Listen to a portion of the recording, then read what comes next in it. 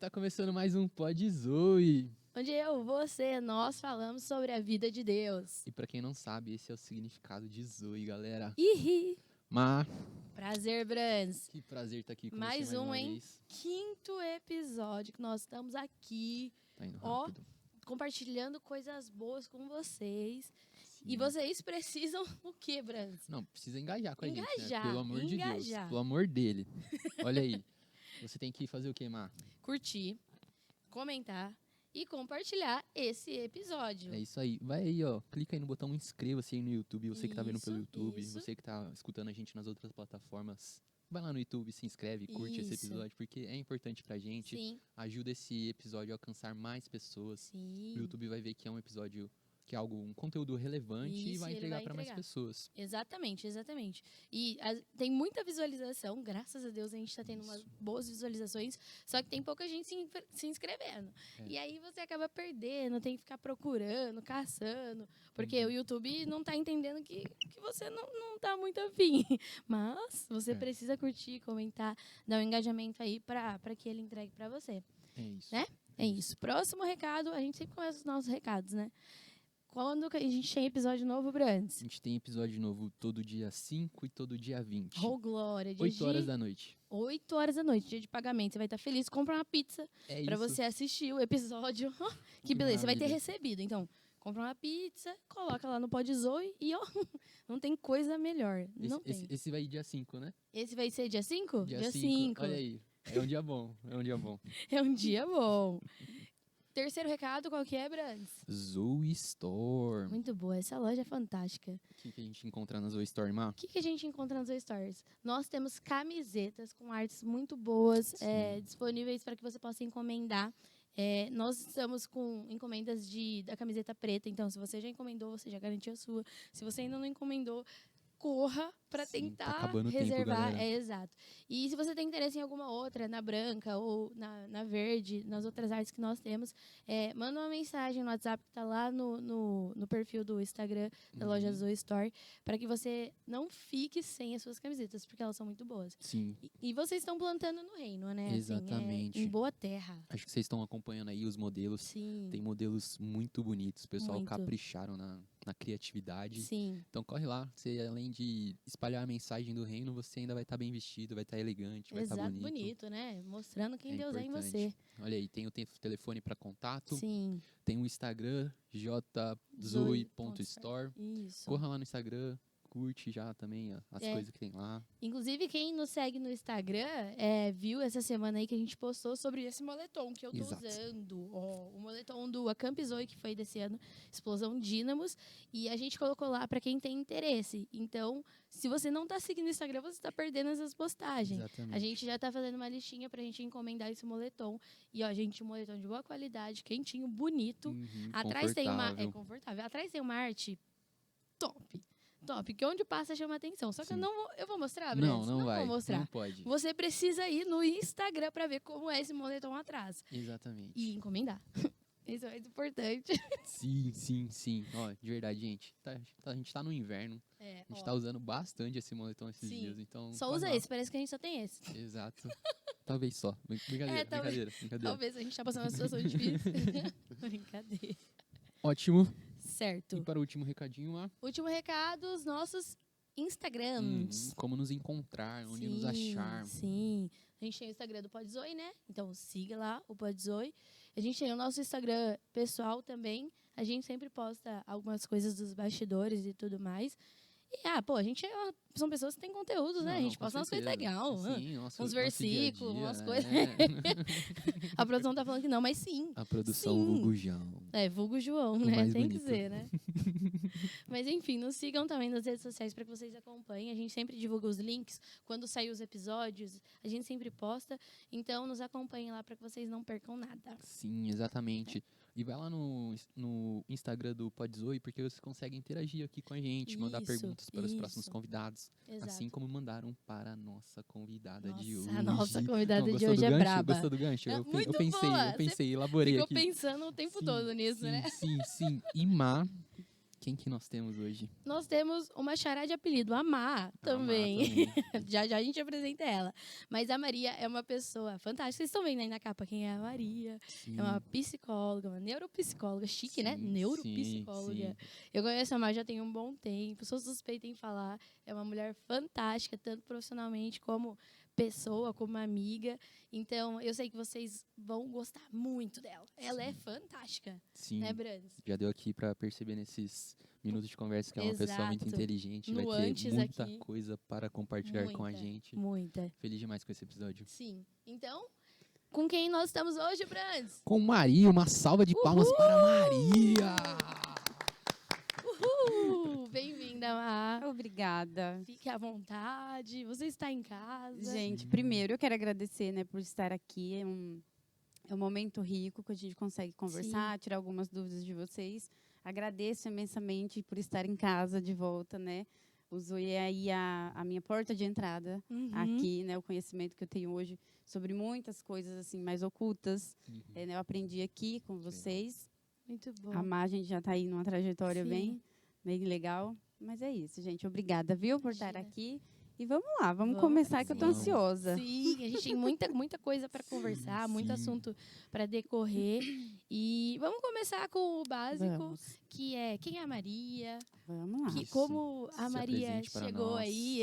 A Maria tem filhos, Vamos lá. Bom, gente, muito prazer, né? Eu me chamo Maria Medeiros Palaro. Eu hoje sou psicóloga com especialização em neuro e tenho 2 filhos. Tenho um esposo lindo, maravilhoso. Beijo pra você. Ele falou em casa, ó, se você não falar de mim... Fala, mentira, Qual o nome ele dos não fala. filhos? Oi? Qual o nome dos filhos? Eu tenho o Bernardo, que tem 5 anos, e a Júlia, que tem 1 ano e 3 meses. Bonitinho. São ali os meus pilares, né? Legal. Então, tenho a minha família, que é a minha base. E, claro, em paralelo a isso, tem minha profissão, tem a minha vida, né, a minha casa. E estou aqui, né, muito feliz em estar aqui para compartilhar com vocês um pouquinho desse conhecimento que eu acredito que é de interesse de todos, com né? Certeza, com certeza. Tanto dentro da igreja, fora da igreja. A gente tem crianças, a gente tem pessoas. Exato. E quando tem pessoas, né, tem temas ali relacionados que a gente pode conversar e debater um pouquinho mais. Exato. Muito bom, Má. E você está com quantos anos? 18. 18. Eu tô com 31. Caraca, com 31 anos. Não parece. Não parece. Glória a Deus, que permaneça assim, Senhor. Eu falaria uns 25 aqui. Ai, que ótimo. Olha que bem. Você mãe de 2 filhos ainda. Mãe de 2. Exatamente. 2 filhos. E novíssima. E hoje eu trabalho, né, com um público autista, principalmente, meu público, com avaliação, com intervenção. A gente tem além da clínica, a gente também tem uma empresa que oferece cursos, né, nessa área do autismo, de inclusão, né, do manejo com a criança, né, no neurodesenvolvimento ali, com transtorno do neurodesenvolvimento. É uma fase da minha vida que eu estou assim, né, igual a gente estava falando aqui um pouquinho antes nos bastidores, que aconteceu tudo muito rápido. Sim. Então, muitas oportunidades, né, falando profissionalmente. Sim. Além da gama que a gente tem ali quando a gente pensa na família. Hoje eu estou no momento também, assim, na minha família, que é surpreendente. Eu falo que Deus ele é tão perfeito que ele encaixa as coisas exatamente como tem que ser, né? Exato, não tem então, ele vai preparando a gente, igual a gente estava conversando. Então, ele vai preparando devagarzinho as coisas como tem que acontecer. Sim. E embora nós, seres humanos, a gente tenha aquela ansiedade que as coisas aconteçam, né? Deus fala, calma, dá uma freada, que na hora certa as coisas acontecem. E foi assim. Legal, Má. É até legal você falar um pouquinho. E porque, tipo, quando as pessoas têm filhos, né? Principalmente as mulheres, tem algo na cabeça, um complexo de eu não consigo mais estudar, eu não vou conseguir fazer mais nada, porque eu preciso me dedicar aos meus filhos. E, por exemplo, você está fazendo uma outra pós, você fez uma pós quando você já tinha o Bernardo. Já. E como foi conciliar tudo isso? Foi fácil? Como você lidou com isso? Então, eu acho que, claro que cada pessoa reage de uma forma, né? Quando o Bernardo nasceu, tem aquela fase que a gente fala, e agora? Né? Nasceu a criança, eu tenho que dar conta de ser esposa, de ser mãe, de ser profissional, porque eu também não queria abrir mão disso. Mas a gente fica real ali no meio, né, disso. Faço, não faço, dou conta, não dou conta. Eu falei, vou tentar. Se eu não der, mas eu vou tentar. Aí fui lá, comecei a trabalhar com o público autista lá em 2019, mais assiduamente, né, já conhecia. Eu Eu falei, não, eu tenho que me especializar, eu tenho que entender o que eu estou fazendo, né? O público que eu estou atendendo, eu preciso me preparar. Sim. E o bebê pequenininho ainda, tinha 1 aninho. Nossa. 1 ano e pouquinho ele tinha. E daí eu falei, não, vou ter que, principalmente, que é muito importante, né? Já deixando claro aqui, precisa ter rede de apoio. Se não tiver rede de apoio, não dá certo. É verdade. Né? Quando a gente tem criança, principalmente. Porque se não fosse a minha rede de apoio, eu não teria conseguido a primeira e nem não estaria fazendo o que eu estou fazendo hoje, né? Então, aí fui, fiz, consegui. Depois que a Julia nasceu, de novo isso. E agora? Agora são 2. Será que eu dou conta? Será que... Aí a gente fica nessa, né? Vou ser uma boa mãe, não vou ser uma boa mãe, vou estar ausente, vou estar presente. A gente precisa dar uma equilibrada. Sim. Aí vem outro pensamento, né? Mas a vida não pode parar. A gente precisa continuar, a gente precisa ser mãe, claro, ser esposa, ser dona de casa. Mas a gente também precisa ser profissional. Sim. E daí entrei nessa segunda pós, agora eu estou fazendo análise do comportamento aplicada, lá pela UFSCar. E está dando super certo, assim. É difícil, né? Não vou falar que é fácil, porque tem questão do trabalho e tudo mais. Mas a rede de apoio é quem tem me suprido, ajuda, assim. Né? Demais. Legal, é verdade, é verdade. Maria, como começou esse seu interesse pelo autismo? Você falou que começou em 2019? Quando eu estava na faculdade de psicologia, eu fui fazer estágio com uma criança, né, no público autista na escola. E aí eu conheci esse público e eu me interessei. Mas a psicologia já vem antes do autismo. Lá no ensino médio, eu pensava assim, é interessante o jeito que as pessoas agem, né? E eu ficava assim, gente, por que fulano tem, né, interesse para isso? Por que reage assim, dessa forma? Então, o comportamento humano já me fascinava. E foi nisso. Eu falei, então, para mim entender, eu vou ter que estudar. Sim. E eu sou assim, eu preciso entender, né? Quando eu me interesso por um tema, eu preciso entender esse tema. Sim. Isso desde sempre, né? Vocês já perceberam? Sim. Então, aí no ensino médio, eu falei, então, seria essa. Se for para mim fazer, eu vou fazer essa. Certo. Aí, quando eu já saí do ensino médio, eu falei, vou por esse caminho. E fui, deu super certo.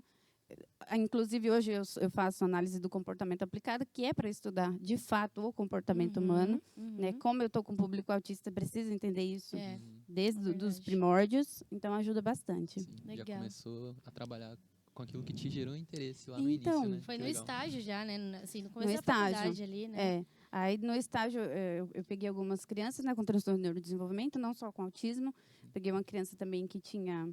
ele tinha paralisia cerebral. Então, tem várias questões, né? Várias situações que a gente pode trabalhar dentro do transtorno. E ali, aquele público me fascinou. Depois, eu fui para as escolas. Então, né, além para as escolas, assim, eu fui como acompanhante terapêutica, não mais como estagiária, né?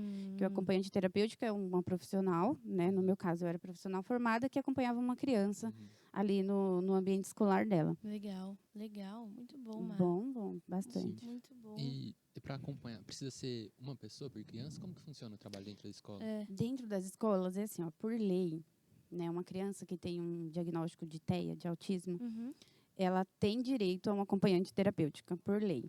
Certo. Tá? Infelizmente, não é o que a gente vê, né, na prática. Mas, assim, seria um por um. Por exemplo, assim, ó, vamos pensar, um cadeirante, ele tem a necessidade, precisa de uma rampa. Né? A questão do autismo é a interação social. Então, quem que vai ser o suporte? Uma outra pessoa que vai ajudar nessa interação. Tá? É mais ou menos nesse sentido. Que ele precisa. Isso. Entendi. É bem complicado mesmo, porque tem uma mãe aqui da igreja, né, que tem um filho autista, e ela falou que tinha colocado ele na creche, porém teve que tirar porque não tinha... A prefeitura não estava conseguindo disponibilizar uma pessoa específica para ele, e as tias da escola não conseguiam dar conta, né? Porque, enfim, por toda a situação e tal, e aí ela teve que... E isso é muito comum, viu, Má? Então, triste, né? É triste. É muito triste isso. É que as mães, elas ainda não sabem o peso que elas têm, assim. O peso no sentido de, assim, as vantagens que ela tem depois que entra nesse mundo, porque é um mundo paralelo, gente. Sim. É totalmente paralelo. Tudo isso que a gente conhece hoje, o mundo autístico, ele é muito diferente. Essa mãe provavelmente não sabe a força que ela tem em ter um filho laudado autista, assim, dentro da escola. Sim. Tem questões de processo que ela pode ir atrás do direito dela e tudo mais. Mas é muito difícil. E quanto mais a gente compra briga com a escola, mais prejuízo a criança tem. Né? A gente precisa ir o máximo no amigável possível. Porque, infelizmente, vai estar ali a criança e você não vai ter controle disso, né? Sim, é verdade. Falando nisso, quais são as dicas que você dá para uma mãe que está tentando buscar os seus direitos, assim? Que uma mãe que talvez não saiba de tudo que ela pode Procure fazer. um advogado especialista na área. Porque, assim, tem vários direitos. A pessoa com autismo, ela entra no estatuto do deficiente. Embora o autismo não seja uma deficiência, aos olhos da lei, ele é. Né? Então, todos os direitos que uma pessoa com deficiência tem, a criança autista tem também. Então, por exemplo, desconto em passagem aérea. Para ele e para um dependente. Nossa, que interessante. Tem vaga, né? Estacionamento. Hoje em dia a gente está vendo agora o símbolo do autismo em algumas vagas. Que legal. Tem direito a uma pensão. A criança com autismo, a família tem direito a uma pensão independente, né, dos pais trabalharem. Então, um advogado seria o mais recomendado, porque ele saberia todos os direitos, né? Inclusive essa questão da escola, né? Um acompanhante na escola. Olha, que legal, não sabia. Então, tipo, são informações que porque é um mundo diferente, gente, é diferente. Mas todos os direitos que uma pessoa com deficiência tem, o autista tem. E você falou que o autismo não é uma deficiência. Não. Que curioso, porque pra mim, leiga, era. Não é. O autismo, ele é um transtorno do neurodesenvolvimento, é um transtorno. Né? Não tem como mudar isso. Entendi. Ele nasce assim, a cabecinha dele tem algumas conexões que são diferentes das nossas. Entendi. Né? Então, não se enquadra, né, dentro da ciência, dentro da medicina, como uma deficiência. Uma deficiência. Porque a deficiência está meio que ligada a, sei lá, uma má formação, não formou como deveria. E o autismo é porque o cérebro é diferente, algo assim? Isso, exato. Mais ou menos nesse caminho. Assim. Entendi. Quando a gente pensa em deficiência, é aquilo que a gente vê. Então, um cadeirante é deficiente, né? Aquilo que a gente vê, a gente consegue denominar como deficiência. Entendi. Mas o autismo não tem cara, não tem cor, né? É uma criança. Exato. Daí fala assim, você trabalha com autista? Não, eu trabalho com criança. Com Legal. criança dentro do transtorno do neurodesenvolvimento. Legal. Que a gente não pode colocar o transtorno antes, né? Sim. Acho que é injusto para a criança. Porque é uma criança, né? A gente que tem esse costume, essa mania de colocar separações, né? De, tipo, é uma criança. Ela é autista, mas não deixa de ser uma criança, Mas né? é muito comum, por exemplo, as mães que entram nesse mundo, elas chegam lá, porque laudou, mas eu não concordo com o laudo, por exemplo, né? Alguns casos existem também.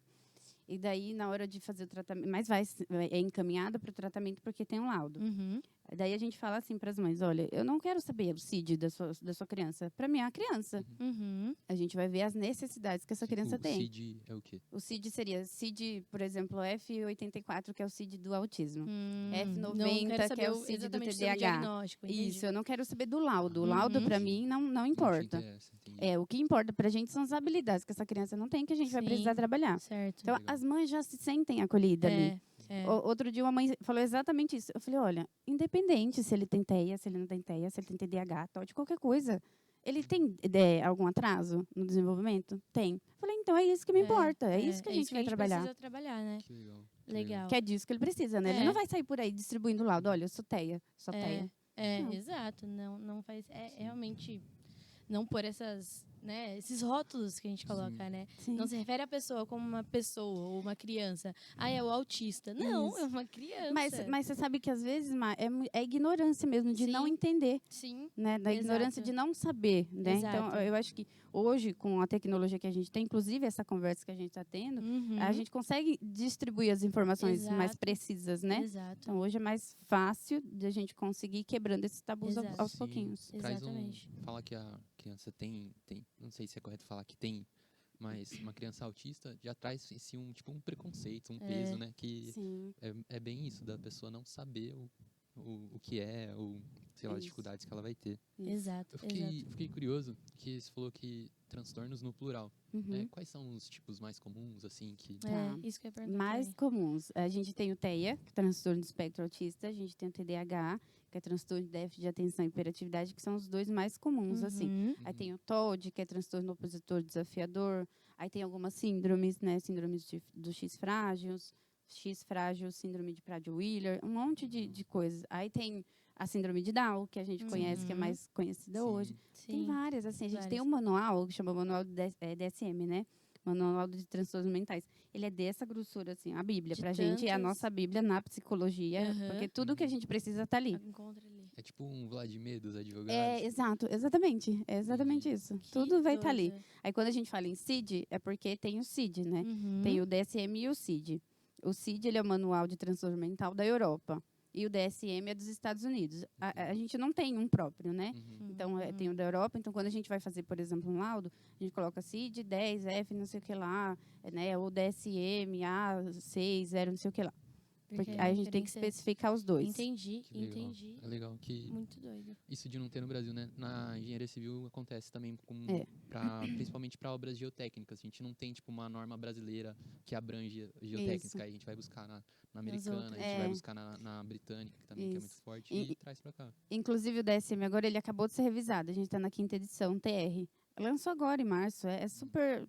Porque o autismo, ele já vem, né, desde 1800, se eu não me engano, né, que já tem a nomenclatura do autismo, que antes a gente definia, a gente não, né, eles lá atrás, definiam como esquizofrenia. Então, tudo era esquizofrenia. Aí, depois, eles foram separando, né, teve lá o cara que trouxe pela primeira vez a nomenclatura de autismo e depois foi. E quando a gente pensa no sentido pejorativo da palavra, antes era autismo leve, grave e moderado, que são divididos em níveis, né, daí eles acharam, né, que seria assim muito pejorativo falar assim, olha, Joãozinho tem autismo grave. Já ficava pesado, né? Olhar para a criança e falar, nossa, já é grave.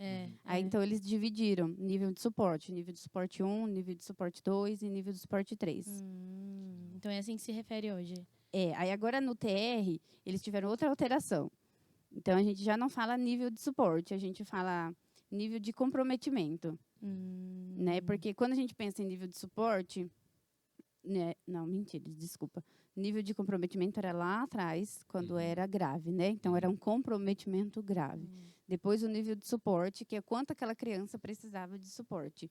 Hoje eles falam, a gente precisa especificar se essa criança, por exemplo, além do autismo, ela tem uma deficiência intelectual, como comorbidade ali, se ela tem um atraso de linguagem, que também é muito comum. Então a gente coloca que ela é autista, por exemplo, com atraso de linguagem e sem comprometimento intelectual. Entendi. Então, hoje não dá para especificar, é só autista. Né? Tem outras questões que a gente precisa tirar ou incluir. Entendi.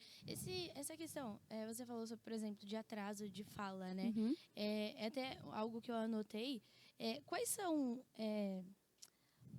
não é sintomas, né? Mas quais são as deixas que a criança demonstra? Porque nem todo autista tem dificuldade de fala. Tipo, não é padrão, né? Não. É algo... Sim, cada um é de um jeito, né? Quando a gente pensa no autista, a gente pensa em interação social e movimentos repetitivos, né? Então, são as estereotipias que a gente fala. Então, o atraso na fala é uma questão também, mas nem todos os autistas. Alguns vão falar muito bem, inclusive, vão falar em outros idiomas, vários idiomas. Mas a gente pensa na interação social. A criança, né, o indivíduo com autismo, ele tem essa eu não vou falar deficiência, que é muito feio, mas ele tem esse comprometimento. Não é que eles não queiram a interação, eles não sabem como fazer. Entendi. Entendeu? Por exemplo, se a gente pensa em criança, tem 10 crianças no parquinho e tem uma criança, né, com transtorno do TEA ali. Então, essa criança, ela vai querer a interação, mas ela não vai saber como fazer. Então, se ela tem um brinquedo, que ali é hiperfoco dela, ela vai 1000 vezes preferir ficar no brinquedo, porque como ela já não sabe fazer a interação, não faz sentido para ela tentar. Entendi. Aí, nas terapias, a gente ensina ela a fazer essa interação social. Nossa, que legal. E as estereotipias, né? Que geralmente flapping de mão, que a criança faz assim. Os dedinhos, né? Que as crianças ficam. Movimentos, girar em torno do próprio eixo. Correr e pular no próprio lugar. Nossa. Tem vários sintomas, tem. Aí, dependendo da intensidade desses sintomas, a gente divide em níveis, né? Quanto essa criança precisa de suporte. Contato visual, que é muito importante. Aqui a gente está fazendo contato visual. A criança autista, ela tem essa dificuldade. De não olhar, né? E por que as outras áreas acabam sendo comprometidas? Porque criança aprende olhando. Se ele não olha, como que aprende? É verdade. Né? Então, nas intervenções, a primeira coisa que a gente trabalha é o contato social, é o contato visual. Nossa, que legal. Porque se ele não me olha, ele não vai aprender a imitar. E criança aprende olhando, que aí ela imita. E daí acaba entrando no repertório. Nossa, que doido, mas muito bom. Muito bom mesmo. É bem legal. Tem criança também, o que eu conheço, né, autista, algumas crianças autistas, que é isso de não saber interagir socialmente, e aí bate, não sei se é uma forma de chamar a atenção, de apertar, de querer demonstrar. Não é chamar atenção. Na verdade, assim, a criança, dentro do transtorno do espectro autista, ela tem algumas alterações sensoriais. Então, ela escuta muito, ela sente muito cheiro. Para algumas, elas têm o limiar de dor um pouco mais alto, um pouco mais baixo. Né? Pensando que o limiar de dor é aqui. Algumas crianças autistas vai ter o limiar aqui.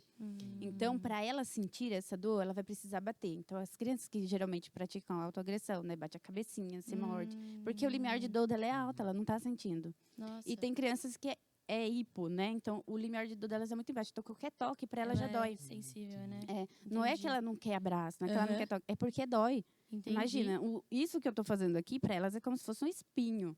Então, quando a gente vai para as intervenções, né? A criança precisa fazer integração sensorial para regular, para modular isso.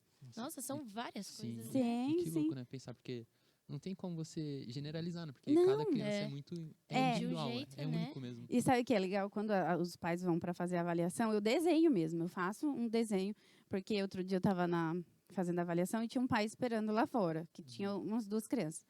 Ele falou assim, essa criança que entrou veio para fazer diagnóstico do TEA? Eu falei, sim. Mas ele fala, e o meu não fala. Aí daí eu fui explicar, eu falei, olha, é um transtorno, é um espectro, nem tudo que um tem, o outro tem. Aí eu faço um desenho mesmo para ilustrar, para eles ficarem mais fácil. Sim. Porque é um mundo diferente, para eles é tudo isso que vocês estão ouvindo, eles vão ter que aprender, eles vão ter que dominar. Sim, né? Sim, porque aí vai ser na vida, né? Sim. E a gente é muito leigo mesmo, né, nesses assuntos. Eu, por exemplo, não tenho noção nenhuma. E imagina um pai que recebeu esse diagnóstico, como lidar? Sim. É tudo muito novo, né? Sem contar, né, que alguns acabam não aceitando muito bem, então fica ali na defensiva. Isso que eu ia falar, tem muitos pais que não aceitam, né? Tem, tipo, um trabalho que vocês precisam fazer com as famílias em si, para elas... Para o processo funcionar, a família ela tem que estar dentro do processo. Não tem como. A família, a escola, eles têm que estar dentro. Todo mundo, né? Todo o ciclo ali que envolve a criança precisa estar ali, né? Lá na clínica a gente divide. Tem uma pedagoga, uma psicopedagoga que faz a parte da escola. Né? As psicólogas que ficam com a família, com a criança. A TO que faz a integração sensorial. E o fono que faz essa parte da linguagem. Porque muitos têm esse comprometimento na linguagem. Certo. Então, para funcionar, precisa ser uma equipe multi. Entendi. Tem que ser multi. E os pais participam, por exemplo, das sessões com as crianças ou não? Geralmente são... Geralmente não, porque é claro que tem casos e casos. Então, tudo depende. Quando perguntam de autista, tudo depende. Né? Porque cada um é de um jeito. É verdade. Mas, assim, algumas crianças a gente até prefere que a mãe fique, por ela ser mais... as crianças, por serem um pouco mais agressivas, então, né, choram mais. Então, a gente prefere que a mãe fique por um tempo, mas não sempre. Para a gente fazendo esse desmame aos pouquinhos. Legal. Mas o ideal é que as crianças fiquem com os aplicadores, né, com os terapeutas que fazem as intervenções, e os pais, a gente faz a orientação de pais. Ah, legal. Só para vocês entenderem, assim, a gente faz o diagnóstico e depois a gente faz as intervenções. São 2 coisas diferentes. Uma vez me perguntaram, né, quando eu conversei com o pessoal da faculdade, qual que é o pior momento para a família? Tem dois piores momentos. O primeiro do diagnóstico, né, claro, que ninguém quer ter um filho autista, ninguém. A gente tem e a gente vai amar com todo o amor que a gente tem. Mas não é, eu escolhi ter uma criança com deficiência. Isso não existe. E um segundo momento é quando eles entendem que no mercado não tem profissional suficiente.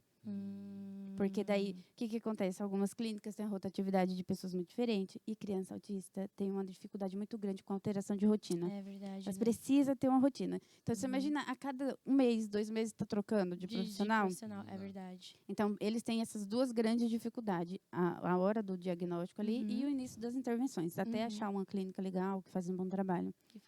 E quando a gente faz esse trabalho com os pais, a gente tem que trazer eles para perto. Sim. Quando a gente faz a avaliação das crianças, né, de habilidades, por exemplo, a gente constrói um PEI, que é um plano individual para cada, como, né, dentro do espectro cada um é de um jeito, a gente faz um plano individual para cada um. Certo. E esse PEI vai para casa, para os pais aplicarem na criança em casa, e vai para a escola também saber o que a gente está trabalhando para fazer ali as adaptações, né, no material escolar, junto com a clínica e com a família. E dá super certo, porque a gente acaba falando a mesma língua. Vai trabalhar contato visual, então vai ensinar como esse pai trabalha o contato visual, como a escola pode trabalhar o contato visual. Legal. Tem que ser todo mundo. Eu fico pensando agora que realmente na falta dos profissionais, porque para esse funcionar, precisa todo mundo ter profissional capacitado nas escolas, ter profissionais capacitados para trabalhar com as crianças. Isso. Na clínica que a gente trabalha, a gente faz a captação dos professores. Né? Então, todo mês a gente tem um encontro ali, os professores que têm interesse vão. Essa rede de apoio assim, de profissionais tem que ser disponível no SUS, por exemplo. Ela precisa ou não? Atualmente, só são clínicas mesmo particulares que não, atendem. Geralmente tem clínicas que elas se filiam às prefeituras. Aqui em Viana a gente tem, né? Ah, não sabia. Tem. Legal. Não sei se pode falar ou não, mas a gente tem. Enfim. E daí elas têm esse convênio com a prefeitura e as crianças da rede vão para essa clínica específica. Legal. Acho que é até legal falar o nome para... Sei lá, quem estiver assistindo, quiser procurar. Aqui em Viana a gente tem o SAVE. O SAVE, verdade, o LARCAB, né? Que eles pegam as crianças, né, que estão na rede. Então, por exemplo, tem uma criança hoje na rede que está com suspeita de TEA, aí eles encaminham para o SAVE faz a avaliação e se tiver TEA, fica com eles ali. E lá tem todos esses profissionais, tem, né? Fono, psicólogos. Eu não sei especificamente, né? Mas eu sei que neuropsicólogo tem. Legal. Psicólogo tem, mas eu acredito que tem, assim. Sim, verdade. Muito bom. Muito tem bom que mesmo. ter, porque senão onde a gente vai pôr essas crianças? Exato. Até, assim, óbvio que tem famílias que têm condições e pagam, né? E legal, só que muita gente não tem, né? Como pagar, enfim. E uma outra coisa importante, né, que o pessoal saber, é que a criança que tem convênio, ele tem direito. É obrigação do direito pagar as terapias. Legal. Não adianta chorar, espernear. É direito, ele não pode negar. Né? A gente sabe que tem casos e casos, mas assim, por isso que eu falei lá no início, procura um advogado que entenda do assunto. Porque tem várias questões que o autista, a família tem direito quando a criança, por exemplo, na rede de... Acho que é do Estado. Quando tem um funcionário público, esse funcionário público ele tem direito à redução de carga horária quando tem uma criança autista, sem mexer no salário. Então, ele pode sair algumas horas ali mais cedo. Nas empresas particulares, a gente não tem isso, tá? Então, mas no Estado, o funcionário público, ele tem direito. Legal. Nossa, tem muitos direitos que a gente não faz ideia. A gente não tem conhecimento. A gente tem, por exemplo, IPVA de carro, comprar carro, tudo que tem todas as isenções, né? PCD? Isso, exato. Todos os direitos, as isenções. Legal. E pensando nos planos de saúde, eles são obrigados. Eles têm que dar todas as terapias. Eles precisam fornecer esse suporte, né? Fono, TO, psico, todas. Legal. Em alguns casos, acompanhante terapêutico nas escolas. Só que o plano, ele não tem obrigação da escola, tá? Aí, por exemplo, se é uma criança que tem um comprometimento maior, um AT em casa, o plano, ele é obrigado a fornecer o AT em casa. Mas a maioria não sabe disso. Não sabe, exatamente. É por falta de conhecimento mesmo. É que nem a palavra fala, por falta de conhecimento, meu povo perece. E, inclusive, na nossa vida cotidiana. Por não saber, muitas vezes a gente perece em muitas coisas e deixa de aproveitar e viver muitas coisas porque a gente não tem conhecimento. Parque de diversão, Beto Carreiro é um dos parques, né, que tem assim maior referência no público. Né? Cinema, tem uma sessão de cinema específico para autista. Que legal. Por conta do ruído, né? Por ter as alterações sensoriais. Né? Aí eles fornecem um horário diferente. Nossa. Tem um monte de coisa legal. Muito bom, muito bom. Tem bastante. Então, se você fosse dar um conselho para os pais que têm filhos aí em casa, né, que estão assistindo a gente e que observam, então é essa questão de interação social. Acho que é o principal que se destaca. Não, a gente pode perceber alteração no sono. Seletividade alimentar, então criança que sempre come do mesmo jeito, sempre aquela mesma coisa. Tem criança que só come uma cor específica de alimento. Nossa. Tem criança que tem ritual para comer, então separa tudo, ou amassa. Tem várias questões que a gente pode ver em casa. Vixe, eu misturo tudo. É sempre misturando tudo. Que ótimo. Isso é bom. Mas assim, não que seja, né? Só isso. Aí tem a questão da interação social. Sempre quando os pais vão fazer a avaliação, eu pergunto assim, você já levou seu filho no parquinho, por exemplo? Né? Aí ela fala assim, já. Como que é? Ele procura outras crianças? Ele tem esse interesse de buscar outras crianças?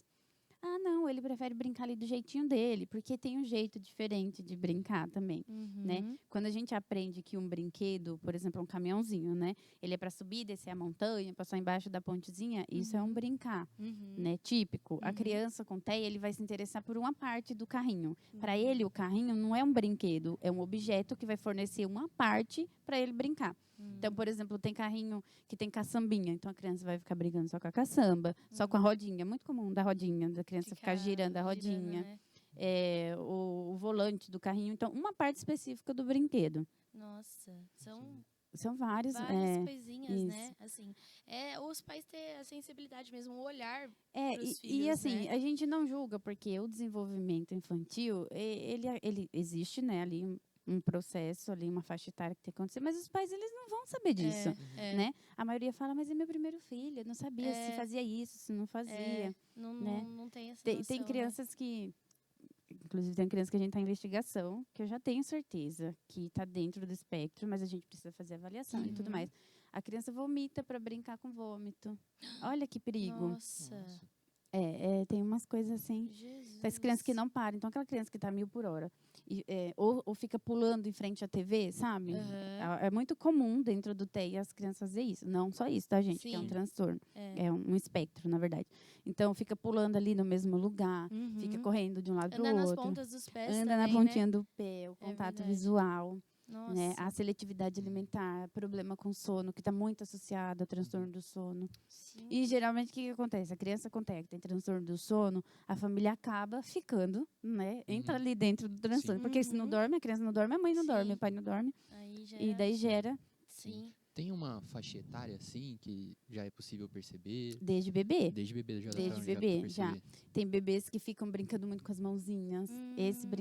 Claro que assim, gente, muita coisa que a criança menorzinha faz é típico, né, do desenvolvimento. Ali, né? De colocar tudo na boca, do contato visual ser mais baixo, né, de brincar com as mãozinhas. O flapping de mão, os bebezinhos menores fazem também, só que no TEA isso é mais intenso.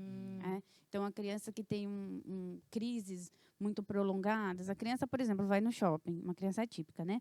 Quer ir no brinquedo, a mãe não deixa, ela vai chorar ali por 5 minutos, parou. A criança com TEA vai chorar por 15, 20, 30, 40 minutos. Entendi. Então, é tudo mais intenso, é tudo muito mais intenso. Entendi. A sensibilidade auditiva, então a criança que fica muito, né? Tá na escolinha, por exemplo, festa na escolinha ou na igreja. A gente pensar, e a criança ficar muito assim, irritada, chora e põe a mãozinha assim, a gente já sabe que já é um indício dessa sensibilidade. Disso, né? Verdade, Mar. E meninas é muito mais difícil, tá? Ah, é? Meninas é muito mais difícil, gente. O diagnóstico em meninas é meio complicadíssimo. Por que essa diferença? Porque o menino é isso, essa agitação, esse vai e vem, isso aqui. A menina, geralmente, ela busca outras crianças.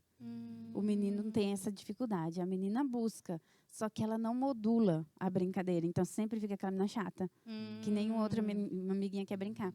Porque é a mais mandona, é mais cética, assim, tem que ser tudo do jeitinho dela. É bem mais complicado em meninas. Nossa, que engraçado, anda na pontinha, né, do pé. Mulher sempre querendo mandar. Então, quando ela quer mandar muito. Ixi, misericórdia. E também tem a questão do enfileirar. Gente, vocês têm criança em casa, claro que se for ali no contexto da brincadeira, tudo bem, né? Faz sentido, mas se é uma criança que pega os bloquinhos de encaixar e começa a enfileirar todos, isso não é a forma correta de brincar com bloco. Você pega os carrinhos Hot Wheels, por exemplo, e começa a enfileirar todos os carrinhos todo dia, a mesma brincadeira. Claro, se é um de outro que está brincando ali de estacionamento, tudo bem, né?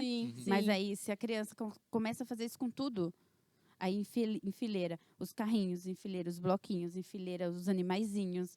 Tudo assim, né? Uma das questões que a gente pega também bastante, né? Que está dentro do transtorno que a gente consegue observar. Nossa, eu vi uma criança, sobrinha de uma conhecida minha, ela tava falando que, tipo, tem observado, sei lá, senta na mesa pra comer, aí o garfo tá assim. Se alguém bate o garfo faz assim, ela fica desesperada porque o garfo tem que ficar assim, não pode mexer.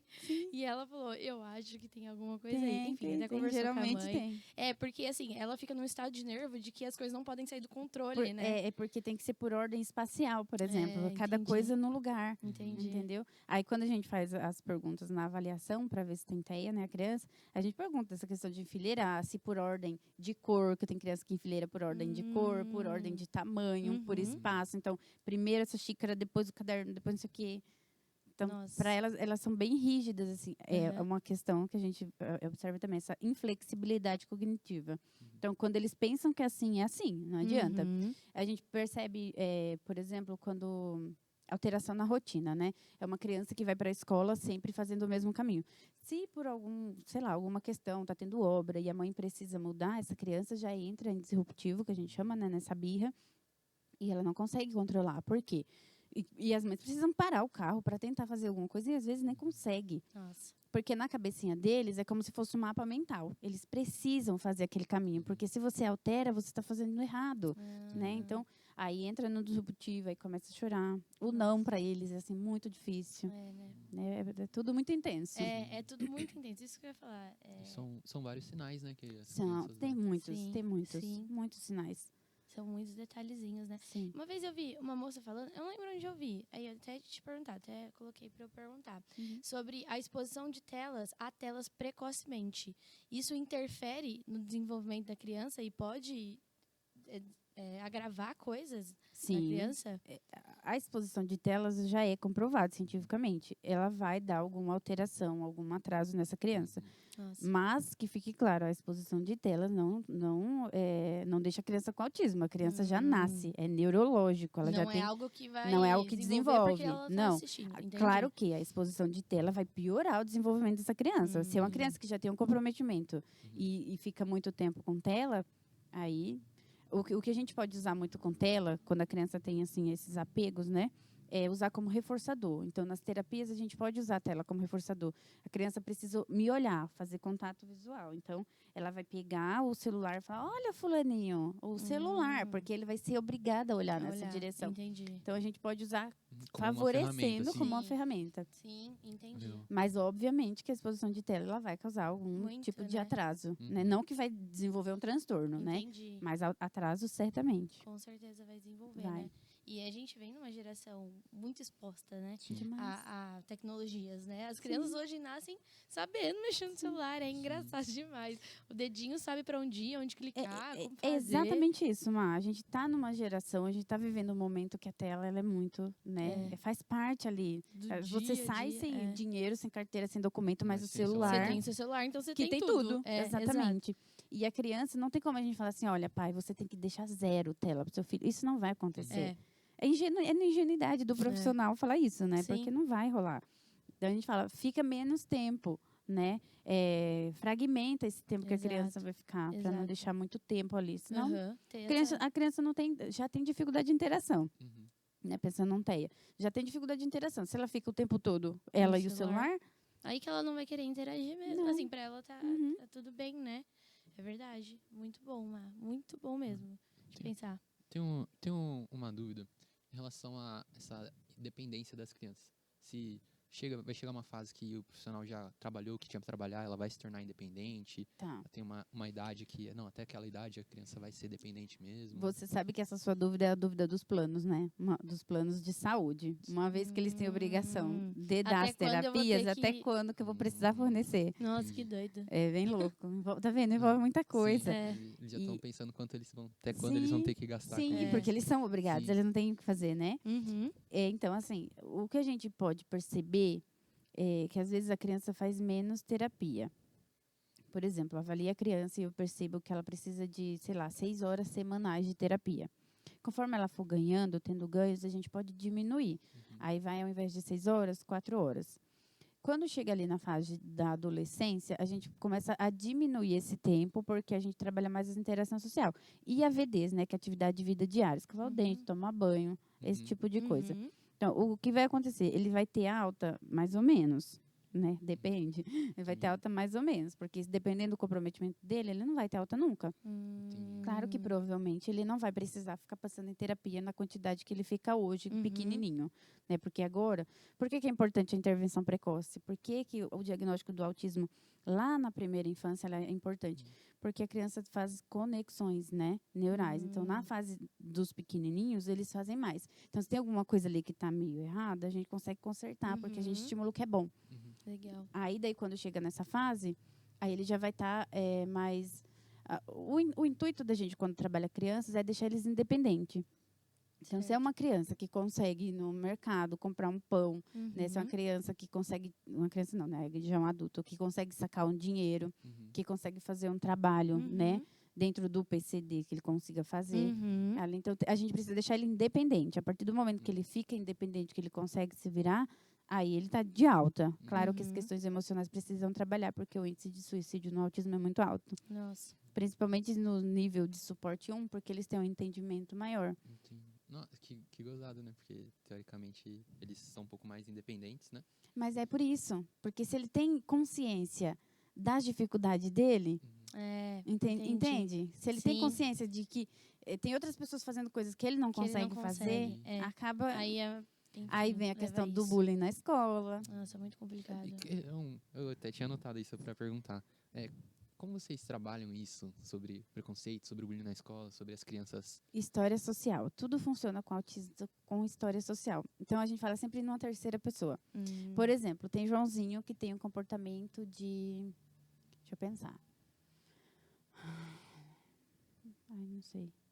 Sei lá, tem um comportamento lá que ele está apresentando e a gente quer mudar esse comportamento. A gente vai escrever uma história social falando do Joãozinho, mas como se fosse o Pedro, por exemplo. Então, o Pedro vai na escola, né, precisa sentar na cadeira, prestar atenção. Isso que o Joãozinho não está fazendo. Então, a gente fala na terceira pessoa para ele enxergar o outro e o comportamento dele. Certo. Quando eu trabalhava de AT e eu precisei sair, né, a gente fez uma história social para essa criança. Então, a Maria, que ficava aqui, que brincava com você, que trabalhava desse jeito e tal, ela precisou ir embora, não sei o quê. Tudo a gente tem que antecipar. Sempre com autista é antecipar. Porque daí eles têm essa previsibilidade. Aí, às vezes, algumas mães chegam lá e falam assim, ele não brinca com criança, mas brinca com adulto. Brinca com crianças mais velhas. Mas porque eles precisam dessa previsibilidade? Ele, pequenininho, sabe que se tomar o brinquedo do outro menininho, ele vai levar um tapinha ou uma mordida, ele sabe, né? Sim. Ele não sabe, ele sabe que pode acontecer. E com adulto, não. Então, essa previsibilidade para eles é muito importante. Olha só. Tudo a gente precisa antecipar. Sim. Por exemplo, mães que vêm no culto com as crianças, fazer uma rotina visual. Olha, por exemplo, no domingo de manhã a gente vai almoçar na casa da vovó, à tarde a gente vai, sei lá, no parquinho, e à noite a gente vai no culto.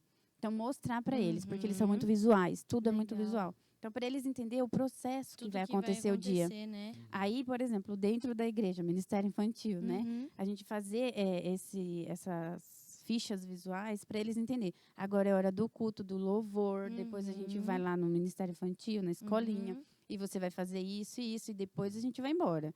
Para eles ter essa previsibilidade, senão eles descontrolam, eles desregulam. Porque eles não sabem o que vai acontecer daqui a pouco. Né? Na escola é muito importante a gente usar pistas visuais, assim como na clínica também. Nossa, é muito, muito bom. Interessante isso. E daí, a gente pensar, por exemplo, o Ministério Infantil, né? Crianças com TEA dentro da igreja, procurar o que são os hiperfocos deles, porque geralmente eles têm hiperfocos. Né? Então, criança que gosta muito de carrinho, então sabe tudo de carrinho, as cores do carrinho. Criança que gosta muito de dinossauro, sabe até das eras cretáceas, não sei lá das quanto. Então, entender qual que é o hiperfoco dessa criança para deixar ele mais envolvido possível dentro das atividades do Ministério Infantil. Legal. É até... É porque eles são focados mesmo, porque, por exemplo, tem uma criança autista aqui na igreja e ele, acho que com 2 aninhos, montou o abecedário de A a Z sozinho. E ninguém nunca ensinou. Mas acho que, sei lá, ele viu em algum lugar.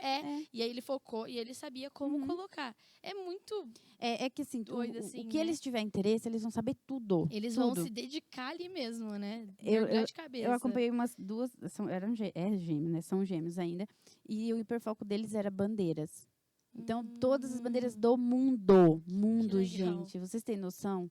Todas as bandeiras do mundo eles sabiam. Nossa. Todas as línguas que esses países falavam. Eles sabiam. As cores das bandeiras, os hinos,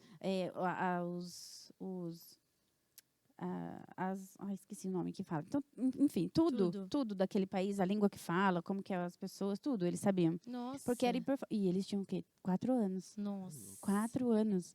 Então, Muito como doido. eles tinham esse hiperfoco, quando a gente ia trabalhar, a gente trazia sempre bandeiras, a gente trazia os lugares ali, os mapas, porque era coisa que eles gostavam. Nossa, que legal, Má. Então, é por isso, assim, né? Eles focam em algo e eles vão Tem crianças, aprender sobre aquilo. tem crianças que não são verbais, que eles não conseguem falar, mas eles aprendem outro idioma. Nossa. Eles falam mandarim, eles falam chinês. Porque eles têm essas conexões mais rápidas. Então, eles aprendem. Eles precisam querer. Eles têm que querer, daí vai mais rápido. Entendi. Que são os hiperfocos, né? Que legal. Muito bom mesmo. Conversar sobre tudo isso e tipo, trazer clareza mesmo, né? Sim, porque sim. a gente tem uma visão muito nada a ver, né? E é autista porque, ó, tá fazendo isso. É que você define pelo, né? Não... Pelo geral, pelo que a sociedade diz, pelo que no comum, né? O que todo mundo diz, né? E a gente vai nessa, né? Sem ter conhecimento, sem ter nada. Mas muito bom, até pra gente que... Por exemplo, eu dou aula no Ministério Infantil, o Brandes também dá com as crianças um pouco maiores, mas dá também. E é interessante a gente aprender sobre isso para realmente saber lidar, né? Sim. Porque, às vezes, a criança que tem esse diagnóstico, a gente não vai saber lidar, porque ela age de um jeito e você está acostumada com as crianças serem X e essa criança é Y. É Y. E aí você fala, meu Deus, como eu ajo. É muito legal ter todo esse conhecimento, mas pra gente... lidar da melhor maneira, porque como a gente disse no começo, é uma criança. Exato. Antes do diagnóstico, ela é uma criança. E cada criança tem um perfil, uma personalidade, um jeito. E a gente tem que saber como E pensar lidar, assim, né? eles são muito literais. Então, tudo que que você falar, ele vai levar ao pé da letra. Um caso. Eu gosto de dar exemplo que fica mais fácil das pessoas entenderem. Uma criança, já pré-adolescente, autista, com diagnóstico. E tinha umas crianças fazendo bullying com ele na escola. E daí ele falou pro pai dele. Aí no outro dia, de novo. Aí o pai dele falou assim, olha, da próxima vez que eles fizerem isso, você vai falar. Eu vou te avisar 3 vezes. Na próxima eu vou te dar um soco. E daí o que aconteceu? O que vocês acham que aconteceu? Ele avisou. A criança fez alguma coisa com ela. Eu tô te avisando, já é a 2ª vez. Ele falando, é engraçadinho. Aí, olha, já é a 3ª vez. Nossa, na 4ª. Ele levou suspensão. Só que ele ficou muito bravo, a criança, né, com diagnóstico. Por quê? Ele falou, mas não foi culpa minha. Eu fiz o que meu pai falou. Foi ele que pediu para eu fazer isso. Então, eles não têm esse discernimento. Eles são muito literais. O que você me disse, eu vou fazer, né? Aí, daí ele falou assim, mas a minha mãe tá muito brava comigo por causa da escola, mas foi o meu pai que pediu. Ela tem que brigar com ele. E não sei o quê. Ai, que engraçado, meu Deus. Olha que doido. E a pessoa que tem um diagnóstico de autista, então ela entra, por exemplo, num trabalho como PCD? Ou não necessariamente? Então, eu não tenho muita certeza disso, se ela entra com PCD. Mas eu acredito que sim, porque ela está regida pela lei PCD, né? Entendi. Então... eu acredito que sim. Precisaria tirar essa informação, mas eu acredito que sim. Mas o intuito é de até o diagnóstico precoce e tratar tudo é para que a pessoa tenha uma qualidade de vida normal, viva, case, enfim. Viva normal mesmo, né? Quando a gente pensa no pequenininho, né? Só para vocês entenderem. Existe uma coisa chamada poda neural, que acontece com todo mundo. Acontece comigo, com vocês, né? Hoje não com tanta frequência. Mas quando eles são pequenininhos, essa poda, ela acontece. Na criança autista, é assim, só para vocês entenderem. É como se fosse uma caixinha, que tudo que a gente aprende, a gente põe na caixinha. Aí vai vir alguém que vai vir olhar essa caixinha. Se você estiver usando o que está ali dentro, ela vai deixar, senão ela vai levar embora. Com a criança autista, o diagnóstico precoce é importante porque as intervenções começam mais rápido. Então, conforme a gente vai fazendo as intervenções, tudo que essa criança aprendeu que está na caixinha, a gente vai estimular. Então, quando essa pessoa, que é a poda, vir, ela não vai levar embora. Então, todas as vezes que uma criança tiver um diagnóstico de TEA precoce, a gente vai estar estimulando. Quando essa poda vir, ela vai levar algumas coisas. Isso é fato, porque leva mesmo. Mas a maioria, como está sendo estimulada, não vai levar. Legal. Então, se é uma criança que não é estimulada, quando ela vem e sai levando tudo. Faz assim, um desastre. E essa poda, ela acontece várias vezes ao longo do desenvolvimento infantil, porque o cérebro entende que precisa liberar espaço. Se eu não liberar espaço, como que eu vou guardar informações importantes? Né? Legal. Né? Aí, tem criança, por exemplo, que para de comer, comia, parar de comer. Tem criança que para de falar, falava, para de falar. Tem criança que retroagem, sabe?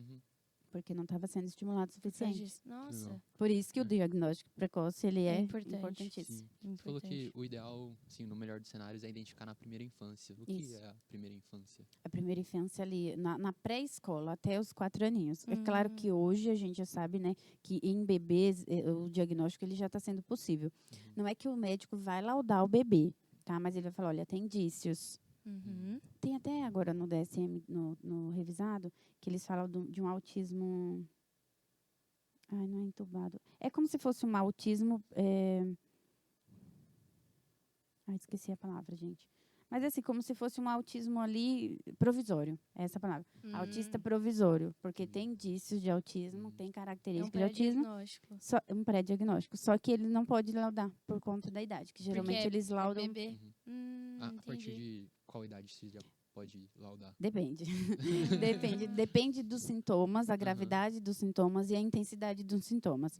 Por exemplo, essa criança que eu falei, ele não tem nem 2 anos, tem 1 ano e 9.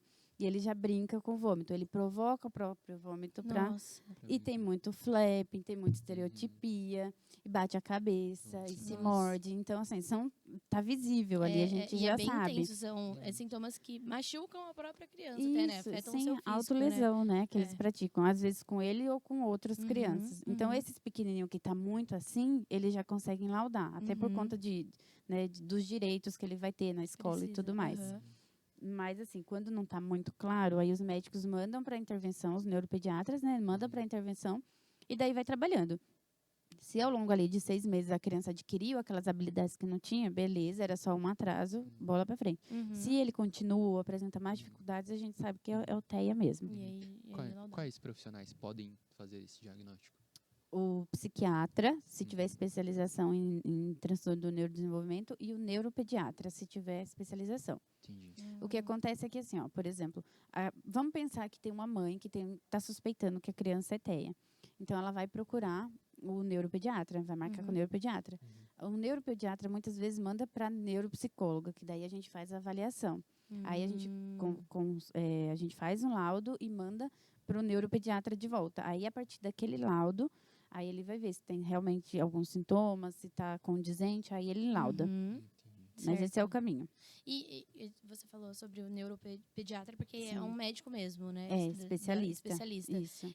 Existe alguma coisa que precisa ser, por exemplo, acompanhada de exames, de cérebro mesmo? Tem alguns critérios de exclusão, que a gente chama, né? Então, se é uma criança que tem alguma lesão neurológica, né? Então, a gente pode pensar que aquilo que está provocando certos comportamentos. Entendi. Então, tem critérios de exclusão.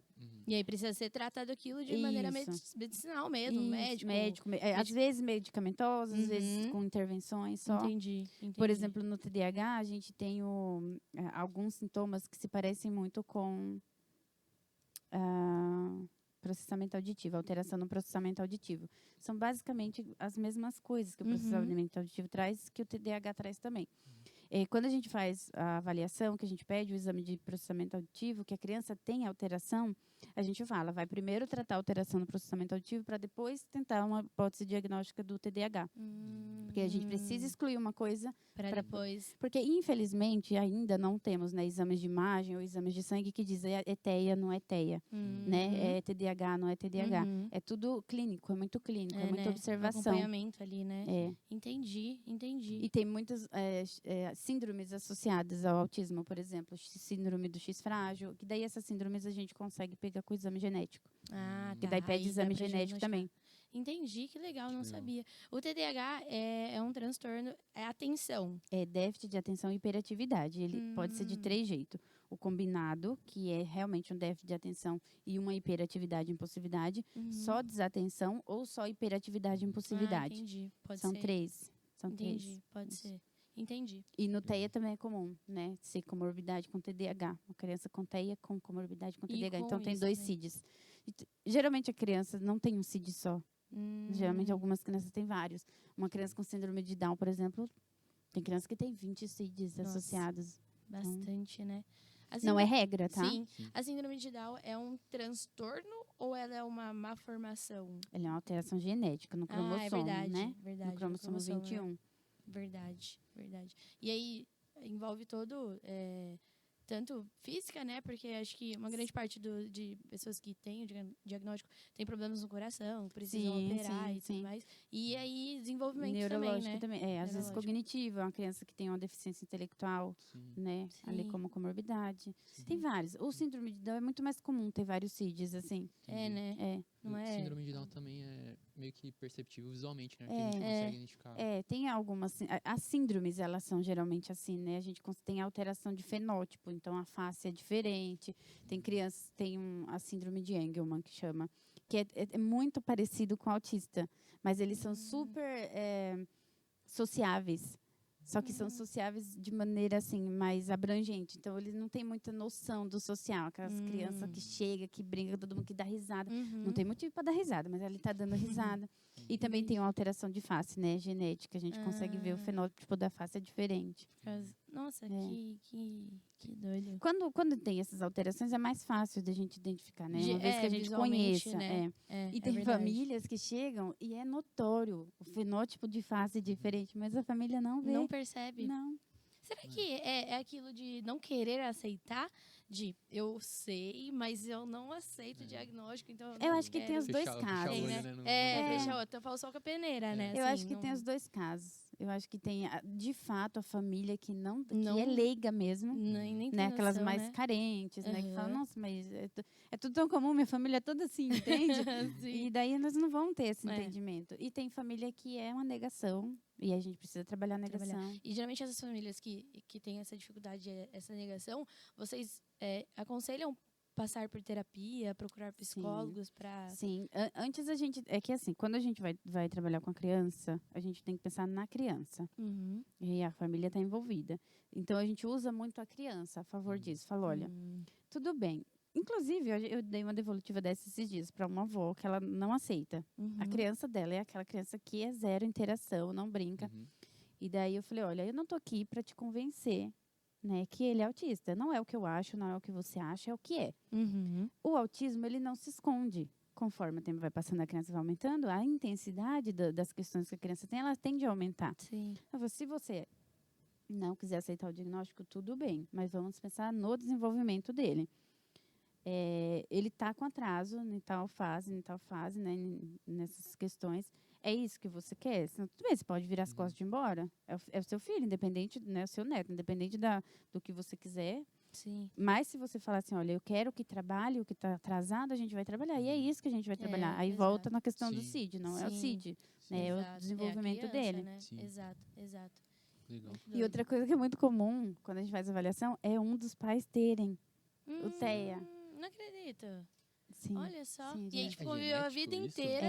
Não temos ainda, assim, não temos nada que comprove de onde vem a TEA. Mas alguns estudos, né, agora recentemente, tem sim uma ligação genética. Então, por exemplo, se eu teria uma possibilidade do meu filho ter sim, também? Sim. O que esse estudo fala, tá? Tem uma ligação ambiental, que o ambiente vai ajudar, e tem essa questão genética. É como se fosse assim, hoje... Você casou ali, eu ia falar Maria porque é comum, né? Mas tudo bem. Você casou com a Maria ali. Você, desde o seu percurso de vida, você vai tendo alterações genéticas, né? Você vai tendo, você vai perdendo algum gene, você vai se modificando. E da Maria também. Então, no momento que vocês casam, que tem um filho, toda alteração genética sua vai passar para a criança. E da Maria também. Então, a probabilidade dessa carga genética já vir alterado para o Joãozinho é muito maior. Então, se você tem os genes que já tem uma carga genética alterada, ele pode desenvolver também na criança. Sim, entendi. Entendeu? E vocês conversando, assim, com os pais, com o pai ou com a mãe, você percebeu, falar, meu Deus, sim, você e também. até eles, quando a gente vai fazendo as perguntas, eles falam, nossa, mas eu faço isso também, né? Nossa, mas ele faz porque eu faço. Tem, por exemplo, uma mãe... Tadinha. A gente pergunta assim, de bater na cabeça. Aí o pai fala assim, mas você bate na cabeça? Ela fala, é comum, eu bato na cabeça. Aí fala assim, mas ela anda na ponta do pé. Mas eu também ando na ponta do pé. Nossa. Aí, tipo, você vai pegando os nuances. Viu, você já... Aí, na devolutiva dessa mãe, inclusive, nossa, essa mãe... Eu nunca vi uma adulto TEA em disruptivo. Essa mãe entrou em pânico, coitada. Nossa. Daí eu falei, você já tentou procurar, né, pra ver? Aí o pai, inclusive, falou, eu acho que ele é mais TEA do que a fulaninha. Falei, então, já que você entendeu, né, que corre esse risco, tem essa probabilidade, não tenta procurar ajuda para fazer? Daí ela falou que sim, que quer, inclusive. Só que ela não estava aceitando o diagnóstico da filha. Nossa, aí virou uma confusão já, né? Aí eu falei para ela assim, quais as dificuldades que você teve para chegar aqui hoje? Porque ela entrou no consultório, ela estava assim, ela tremia, o rosto dela, a gente percebia assim, muitas. Eu falei, então é isso que você quer para ela? Não. Eu falei, então, vamos tentar trabalhar. Porque aqui não é um serviço militar, que se a gente vai lá, né? Não, a gente vai fazer o que é melhor para ela. Para desenvolver essas questões, para se tornar, né, o mais independente possível, igual você é. Você não é? Sou. Mas você apresentou algumas dificuldades, muitas. Então, essas dificuldades que a gente está querendo quebrar. Poupar, né? A criança de viver tudo isso, né? Mas você vê como é complexo, né? Muito. A pessoa vive a vida inteira e nem... Sim. Nunca nem soube, né? E teve dificuldades que talvez para ela foi normal, só que não era para ser assim, né? Exato. Não e daí, na época, não tem diagnóstico, não tem nada no sentido, então... Nossa, Pode ir, Mar. E antigamente, nos tempos anteriores, né, tal, até depois a gente vai falar um pouco sobre isso, de preconceito com psicologia e tudo mais, as crianças cresciam e, é frescura. Esse é o que, menino? Desobediente. E muitos adultos cresceram e se tornaram pessoas difíceis, talvez com transtornos, enfim, todas coisas psicológicas, porque não tinha diagnóstico, né? Não foram tratados corretamente, não tiveram auxílio. Hoje a gente vê muito pessoas adultas com TEA com outros diagnósticos. Então, com transtorno opositor desafiador, transtorno compulsivo obsessivo, com depressão, com ansiedade. Mas não é um TEA não tratado, é um TEA não laudado. Que desencadeou várias outras coisas, né? Sim. Vários outros transtornos. Nossa, O contato visual, que daí já vira adulto, não tem, é mais tímido, mais retraído, não gosta de festa, vai trabalhar ali no cantinho dele, ninguém pode atrapalhar, se tiver muito barulho, né, prefere ficar ali. Introspectivo, né? Mais introspectivo, exato. É verdade, gera várias coisas, né? Nossa, Tem um documentário na Netflix que chama Amor no Espectro, que é um documentário mesmo de pessoas adultas com TEA procurando namorado. E é muito legal, porque como eles são muito literais, aí um foi lá no encontro e não gostou, porque a moça era gordinha. Daí ele falou, eu não gosto de gordinha, então eu não vou ficar com ela. Porque, como chama o documentário? Amor no Espectro. Que legal, não sabia, nunca ouvi falar. Tem vários na Netflix. Que legal, vou procurar. Tem até uma série que Da Advogada Extraordinária? Não? Eu ia falar outra, do The Good Doctor, já ouviu? Sim. Ele tem, né, o espectro? Tem. Só que o problema dessa série, assim, ela foi muito criticada por algumas mães de autista. Porque ele é muito funcional. E não é muito funcional, não é, nunca médico... é. Criaram algumas mães, assim, tipo, fuzilam, odeiam essa série, porque eles criaram uma coisa que não é. Não existe, não né? é muito funcional para estar no espectro, entendeu? Tem uma que eu nunca assisti, mas eu vi já pessoas falando que é de uma advogada extraordinária. Sim. Essa questão de pessoal coreano, né? Sim. E ela é uma advogada super focada. E você vê que um dorama, isso. E você já viu que ela tem o hiperfoco? Que ela é focada em... Não, o hiperfoco das baleias, né? Baleias, que tudo dela é baleia. Tudo que ela pensa é baleia. Tem o Atypical também na Netflix, que é um adolescente. E ele é focado no pinguim.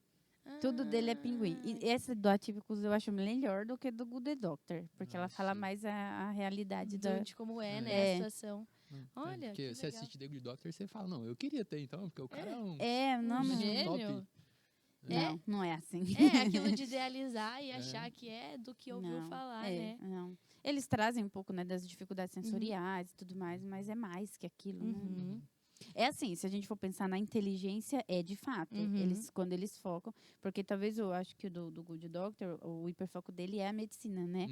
Então ele vai saber de tudo de fato, porque mas ele vai focar não naquela proporção que eles trazem, né? Sim. Senão, gente, né? Não faz muito sentido. Não faz sentido, é verdade. Não sei se tem algo já que se confirmou, mas falam que o Messi ele tem um espectro autismo, né? Então, eu ouvi falar que era mentira. Burburinhos. Tem lugares, né, daí da televisão internacional que fala que sim, que ele tem. Mas aí eu vi uma vez ele falar desmentir que não tinha. Eu não sei, para falar de fato, porque ele nunca mostrou, né, o laudo dele, né, se tiver para ninguém. Exato. Mas dizem que sim. Algumas pessoas dizem. E aí ele é focado no futebol. Por isso que ele é bom. Famoso assim? Tem vários agora. Eles estão. Agora, como o diagnóstico hoje ele ficou mais amplo, né? As pessoas têm ido buscar. Tem muitos com transtornos do TEA aí se mostrando. Deixa eu pensar em algum. Não consigo pensar em nenhuma agora, mas eu sei que tem. Né? Tem até um vídeo do Messi que é mó engraçado. Tipo, ele tá viajando, assim. Aí o pessoal Aí do nada ele... É verdade, eu já vi. O que passa na cabeça dele? Aí, tipo, ele tá viajando. Pode ser? Não sei. A gente não sabe. Pode ser. Tá o Neymar, o Soares e o Messi. Aí o Neymar e o Soares estão, tipo, brigando, assim. E ele tá... tipo, viajando. Tô nem aí que tá acontecendo aqui, eu tô focado. Mas você sabe que talvez ele tenha. Uma das perguntas que a gente faz pra mãe é se a criança, ela tem esses episódios de entrar na caixinha do nada. E falo pra explicar, lá, né? Pra mãe que fica mais fácil. O que é entrar na caixinha do nada? Fica lá. Tá olhando lá, mãe. Ele tá viajando. Tá viajando. Tipo, não sabe nem o que tá acontecendo, nem tá prestando atenção no que tá acontecendo ao redor, né? Ele tá no lugar dele. É até engraçado. É que aí começa a falar do Messi. Aí eu me solto, né? Porque tem o Messi, quando ele vai tirar foto com outra mulher, ele não coloca ele braço, coloca a mão né? assim. Aí com a esposa dele, põe em vários lugares. É engraçado. Mas aí vai, tipo, tão filmando, ele vai tirar uma foto, né? Aí uma mulher que não conhece. Aí, tipo, ele fica medindo assim, tipo, aí ele pega e bota a mão assim pra trás, tipo, que ele fica... Eu já vi, eu acho, esse vídeo. Ele fica todo perdido assim, sem fazer. Sim. Não posso. Vai saber, né? Vai saber, ele, tipo, o pessoal acho que chegou a essa conclusão por conta dessas atitudes dele mesmo, assim, né? Sim, mas metódicas, né? Metódico e tal, focado na bola, principalmente, né? No futebol. Pode ser. Eles são muito inteligentes, né? Sim. Por aquilo que eles querem. Quando não tem uma deficiência intelectual, né? Ali como comorbidade. Então, sim. Aí essa questão de números e letras é muito comum. Né? É muito comum. A criança não tem nem 2 anos, a criança já sabe o alfabeto inteiro. Isso não é esperado para a faixa etária, né? Exato. Essas informações de, por exemplo, a criança é muito inteligente, fora do normal, não é a idade dela aprender aquilo, e ela sabe. É um alerta ali de alguma coisa que pode estar errado ou não. Às vezes a criança é porque desenvolveu mais rápido, super dotada. A gente tem que pensar no conjunto de fatores. Não pode se prender a um Não só. vai ser só isso, né? Tipo, a criança é muito inteligente. então... Não. Entendi. É que geralmente, assim, as crianças, quando elas têm UTEA, tá? Que são muito inteligentes, o outro lado vai estar muito deficitário. Então, o social dela vai estar muito deficitário. É uma criança que vai ver todas as letras, musiquinhas, não sei o que lá, muito, mas ela não vai deixar outra criança entrar na brincadeira, ela não vai oferecer aquilo que ela gosta para outra criança. Entendi. Sempre vai ter várias coisas que você precisa brincar e que aí, exato. Sim, dá pra a interação entender, social da DSM falou que tem que ter essa alteração, né, seja gestual, seja verbal, seja, né, no modo de interagir mesmo, ela tem que ter. Para ser TEA tem que ter, senão é outra coisa, não TEA. Entendi. Então tem critérios assim específicos do TEA que se a criança não apresentar, não se enquadra no diagnóstico. Entendi. Legal. Então, pessoal aí de casa, observem os seus filhos, prestem atenção, né? Tenham tempo mesmo observando as crianças e procure um profissional. Até entrando, não sei se o Brandes quer fazer alguma pergunta, mas eu ia entrar eu ia falar só também, estava pensando em alguma dica para dar, porque se você, mesmo que não tenha criança em casa, mas você trabalha com criança, você que está no Ministério Infantil da igreja também, que acompanha as crianças de perto, busque saber quais são os sintomas, ou quais são os indícios que pode dar, só para você poder ligar esse sinalzinho de alerta e talvez ajudar, né? Que entra nisso, da família fechar, às vezes, não querer enxergar. Daí com alguém. A gente pode pensar assim, criança gosta de criança. Toda criança que você vê que chegar no parquinho, ela vai tentar entrar numa brincadeira de outra criança, seja para brincar de correr, para subir e descer. Elas vão ter essa interação, né? A criança que tem, né, um transtorno do espectro autista, ela não vai ter essa interação. Ela vai preferir brincar sozinha. Se ela levou um carrinho, que também é muito comum, eles têm algum objeto de apego. Que ele sempre leva.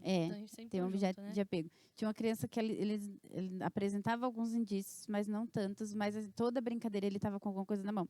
E quando a gente percebe que isso é disfuncional? Porque essa coisa na mão estava trabalhando tudo o resto. Então ele tinha que encaixar, mas ele não soltava esse para segurar o outro para encaixar. Então acaba sendo disfuncional. Então, se a criança apresenta essa dificuldade, né, de interação social, se elas alinham os brinquedos, que isso é muito comum, anda na pontinha do pé, essa questão de ficar rodopiando no próprio eixo ou em volta da mãe, né? Muito, tá? Claro que a criança, tipo, que ela vai dar umas voltas, mas assim, muito. Pegar na mão da mãe para levar até onde quer, isso é muito comum no TEA. Eles não pedem, eles não apontam, eles têm essa dificuldade, né? Quando tem atraso de linguagem, de pedir. O de apontar também, eles têm essa dificuldade, que é a comunicação gestual que a gente fala. Então, além da comunicação verbal, a gestual também vai estar deficitária. Sim, Aí, sem contar, E aí ele os flapping de mão, a sensibilidade auditiva, a seletividade alimentar. São coisas assim mais comuns, tá? Não que porque tem, vai ser TEA. Sim. Mas é como eu Mas falei, pra um conjunto de mesmo, coisas. Né? Exato. Legal. Exato. E já introduzindo no que eu queria levar, existe hoje menos, mas ainda assim existe um certo preconceito com a psicologia, né? Sim. As pessoas, enfim, atrelam muito. Da igreja, né? Principalmente pessoas cristãs, né? Sim, atrelam muito de tipo, eu não vou no psicólogo porque eu não sou doido. Sim. Ninguém te chama de doido. Ou eu não vou no psicólogo porque eu tenho Deus. Então, o importante é que eu tenho Deus. Só que uma vez a gente estava conversando, acho que foi na Igreja nas Casas, e que eu falei, nós somos corpo, alma e espírito. Nós precisamos cuidar do nosso corpo. E muitas vezes a gente cuida, vai na academia, come bem, Sim. Nosso espírito, a gente ora, a gente lê a Bíblia, a gente busca o Senhor. Só que às vezes a gente deixa a nossa alma, a Deus dará. Sim. Tipo assim, isso aqui depois eu lido. E aí traumas são gerados ali, e aí a gente deixa de conseguir viver muitas coisas porque a nossa alma não está sendo bem tratada. E a gente tem esse preconceito de, não, eu tenho Deus, mas às vezes você necessita que bom que você tem Deus, né? Exato, que bom. Mas um psicólogo, alguém que se formou e que estudou para isso, tá ali para te auxiliar, assim como um médico clínico geral, assim como qualquer outra especialidade, né? Tá. Como você lida, eu não sei se você atende, que você é focada em crianças, né? Sim. Mas assim, você já escutou comentários sobre isso, de nada a ver, ou até quando você começou a faculdade e você estava ali na caminhada cristã, você, né, nossa, mas você está fazendo isso, não é de Deus, algo assim, nesse tipo de preconceito. Tem, né, gente? Tem, infelizmente ainda tem bastante. Sim. E nas igrejas a gente é um mundo diferente aqui dessa igreja, tá? Essa igreja, muito pelo contrário, ela abraça a causa, ela quer trazer, ela quer ajudar, ela entende, né, que somos três, né, corpo, alma e espírito. Exato. Mas a maioria das igrejas, elas têm muito preconceito. Sim. Uma vez eu conversei com uma pessoa de uma igreja que ela falou assim, eu falei, olha, eu estou conversando com os adolescentes lá da Batista, né, para falar sobre algumas questões de depressão, ansiedade. Daí eu falei, vocês não querem que eu venha na igreja para conversar com... não, porque já veio outro psicólogo e acabou com tudo. Que isso. Nossa. Tipo, ela quis dizer que alguém já tinha vindo, já tinha orientado, e essa orientação não foi a ideal para o público. Talvez, eu não sei, né? Eu também não entrei em detalhes. Sim. Mas, assim, o preconceito que foi generalizado para toda a categoria, entende? Então, uma coisa não deu certo com o profissional, então nada vai dar. Então, nenhum profissional que vinha é bom o suficiente para a minha igreja. Exato, né? Exato. E igual você falou, é Deus, claro, em primeiro lugar. Eu sou cristã, eu acredito em Deus, eu acho que Ele está acima de tudo e qualquer coisa. Mas Ele capacita pessoas, né? Senão não teria. Exato. Né? Então, se você tem uma questão, claro que bom que você tem Deus, mas procura alguém, né, que possa te orientar, te ajudar. Falo que se as pessoas tivessem noção dos benefícios da terapia, que é tão bom quanto uma atividade física, né? As pessoas fariam terapia. Exato. Hoje em dia, a falta de saúde mental é tão grande, enfim, que aí prejudica todo o resto. Se você não está bem mentalmente, o seu corpo não vai estar bem. Nada em você vai estar bem, gritante, né? E as pessoas, elas acabam desenvolvendo, enfim, não só coisas tipo depressão, crise de ansiedade, mas também coisas no corpo, porque isso tudo envolve todo o nosso corpo, né? Sim. E desenvolve doenças. Eu acredito que tenha muita ligação. Eu já ouvi alguns médicos falando sobre o desenvolvimento do câncer. É muito ligado a sentimentos e não tratar coisas ali, né? Isso também, de tipo guardar assim, muita mágoa. Exato, de você não ser livre de coisas que você precisava ser tratado, né? Então, eu acho que é legal a gente falar sobre isso, porque realmente a gente precisa cuidar da nossa mente, do nosso bem-estar, assim como a gente cuida de todas as outras coisas, Exatamente. né? Vamos pensar assim, tudo que a gente aprisiona, que precisa ser solto, ele vai gerar alguma consequência. E isso serve para tudo, serve para mágoa, para tristeza, né? Tudo que a gente aprisiona e coloca ali numa cápsula, né? Ele vai causar uma hora ou outra alguma coisa. Falando no adulto, né? Igreja, terapia e tudo mais, quando eu atendia na clínica que eu fazia psicoterapia, hoje eu não faço a psicoterapia. eu atendi adultos. E eu atendi adultos de todos os níveis, assim, né? Então, tinha adultos que era super cristão, mas tinha adultos que era super ateu, assim, não acreditava em nada.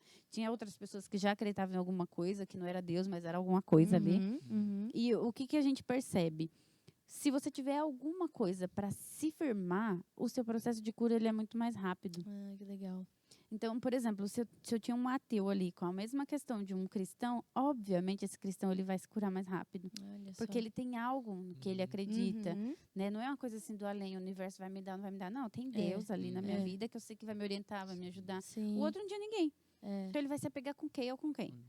Entendeu? Então a cura ela vai vir muito mais rápido quando você tem algo em que você acredita. Sim. Acho que também entra um pouco de princípios também, né? Porque, querendo ou não, um cristão sabe que tem que perdoar, né? Que Deus mandou perdoar, né? Sim, também. Sabe, entrar nisso. Você diria que, tipo, terapia é para todo mundo? Todo mundo deveria fazer? É para todo mundo, obviamente. Que legal. Já ouvi falar sobre isso. Se todo mundo tivesse acesso, seria muito bom, né? Né? E tem gente que não precisa de terapia, mas faz terapia para lidar com o outro que precisa que não está fazendo. É verdade. Até perguntar, porque eu tenho esse interesse em fazer, mas, tipo, eu não sei como que eu vou chegar e falar lá pro psicólogo, Mas vai fluindo, vai. Se você tiver uma demanda em específico, sei lá, tô com ansiedade, crise de ansiedade, né? A gente começa por esse caminho. Mas, eu tenho questões do meu passado, com a minha família, tal, questões da infância, vai por esse caminho. E, às vezes, é muito comum, chega com a queixa, é outra coisa. Nem é aquilo que a pessoa... Eu tô muito estressada no meu trabalho, por exemplo. Aí você vai... né, entrando ali e ver que não é nada daquilo. Aquilo é só uma deixa para você chegar até ali. Exato. Mas nem se preocupe, se chegar lá, você vai ter muita coisa para falar. E é muito bom. O profissional conduz e Exato. Você nem percebe quando você vê, Brasil. E principalmente precisa ter afinidade, precisa vincular. Se não tiver vinculação, como que você vai contar tudo o que você sabe, né, de você para uma pessoa que você não acredita, você não confia? A vinculação ela é primordial no processo. Psicólogo é tudo bem, normal. Tipo, chegar lá, fazer uma sessão e falar, não bateu, sei lá, e a pessoa não voltar. Tipo, profissional, tudo bem. Sim, você fala do profissional ou da pessoa que está indo buscar? Do profissional em si. Tipo, assim, eu cheguei lá, aí eu cheguei no seu consultório, a gente conversou e tal. Na primeira sessão, assim, não senti que rolou, assim. Pra ele, tudo bem. Tudo bem, faz parte do processo. E um bom profissional vai até agradecer que você não votou, porque daí, como que vai continuar uma coisa que você não sabe, não vai, né? já sabe que não vai, entendeu? E às vezes o que acontece é que, assim, você chega com a demanda, você é perguntado das abordagens, né? Por exemplo, tem a TCC, a psicanálise, a humanista, tudo mais. Tem questões que a TCC vai trabalhar com maestria, mas tem questões que a psicanálise ela vai ser mais funcional. A psicanálise é de Freud? É de Freud, isso. Tem a freudiana e junguiana, né? Ali está na psicanálise. Tem a TCC, que é terapia cognitivo-comportamental, que é mais do comportamento. Mas, por exemplo, tem coisas na sua infância que você precisa cuidar, trabalhar, tratar. Então, a psicanálise ela vai ser um melhor caminho naquele momento. Faz te lembrar, leva você de volta para lá para tratar, né? Porque a TCC, assim, vai trabalhar hoje. Você está com dificuldade de interação. Você não é TEIA, mas está com dificuldade de interação social. Então, a gente vai trabalhar hoje, pontualmente, essa interação. A psicanálise, não. Ela vai entender. Você está com esse problema porque alguma coisa aconteceu lá atrás. Então, vamos voltar lá para ver o que aconteceu para a gente tentar melhorar. Pessoas que se adaptam muito fácil às coisas... Eu falo por mim, né? Que eu sou de outro estado e tudo mais. Cheguei, eu me adapto super fácil. Então, a TCC para mim não vai ser o melhor caminho, porque eu já sei me moldar o comportamento, entendeu? Né? Mas aí as minhas questões seriam mais da psicanálise. Não defendendo a psicanálise nem a TCC, tá? Eu sou TCC, inclusive, mas enfim. Eu acho que um bom profissional sabe o caminho, né? Quando é para uma questão ou quando é para outra questão. E o psicólogo, ele faz a faculdade, né? Os 5 anos. Sim. E aí ele vai para uma das áreas ou ele pode atuar nas duas? Não, ele escolhe uma abordagem. Entendi. É claro que, assim, dependendo da questão, a gente usa a TCC e a psicanálise, assim, né? A gente consegue trazer algumas coisas da TCC para a psicanálise, mas cada um em uma abordagem específica. Entendi. E tanto quem é da psicanálise, assim, não é muito fã de TCC, porque eles acreditam muito que os processos mentais é lá de trás. Entendi. Um psicólogo, ele fez a faculdade, aí depois que ele escolhe a abordagem, vai se especializar ou já na faculdade? Já na faculdade, porque lá na faculdade ele vai ter ali contato com todas, né? Então, ali dentro daquelas abordagens, quando você for fazer o estágio em clínica, por exemplo, você já tem que saber a abordagem que você quer.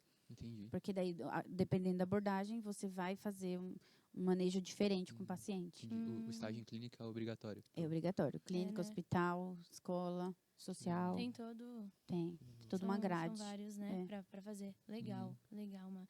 E legal a gente falar também, não só tem o preconceito de a gente, nós adultos já, pra ser tratados nisso, e também pros pais, né, que estão em casa, que cristãos, que às vezes tem esse preconceito de não vou levar meu filho no psicólogo, não vou, enfim, não vou. E você tá...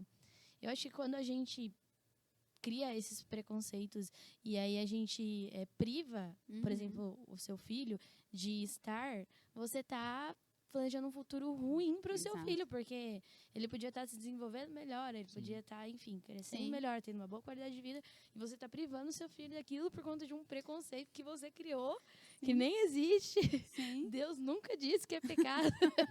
Pelo amor de Deus. Não. Tem famílias que chegam e falam assim, ó, a minha mãe, a minha avó, a minha sogra, não sei o quê, tá falando que eu tô procurando doença para a criança, que não tem nada, porque eu fui falar, já tinha 4 anos, que eu andava na ponta do pé, enfim, todas aquelas questões, né? Que para elas é normal. Então eu tô procurando doença. Aí daí eu falo assim, você acha que é normal você ir no restaurante com seu esposo e seu filho e você não conseguir parar para comer, porque ele não para comer, ele fica correndo? Você acha que isso é normal? Todas as crianças na idade dele é assim? Não. Então, primeiro indício. Você acha que é normal você não conseguir ir numa festa de aniversário porque seu filho se incomoda com barulho? Olha a quantidade de crianças que está numa festa de aniversário. Você acha que é normal? Então, a gente vai trazendo, sabe, um pouquinho da realidade. Da realidade dela. Para toda a situação. Sim. E mostrando, né, que a qualidade de vida... Sim. Que é o que a gente quer atuar, na qualidade de vida da criança, que melhorar, né?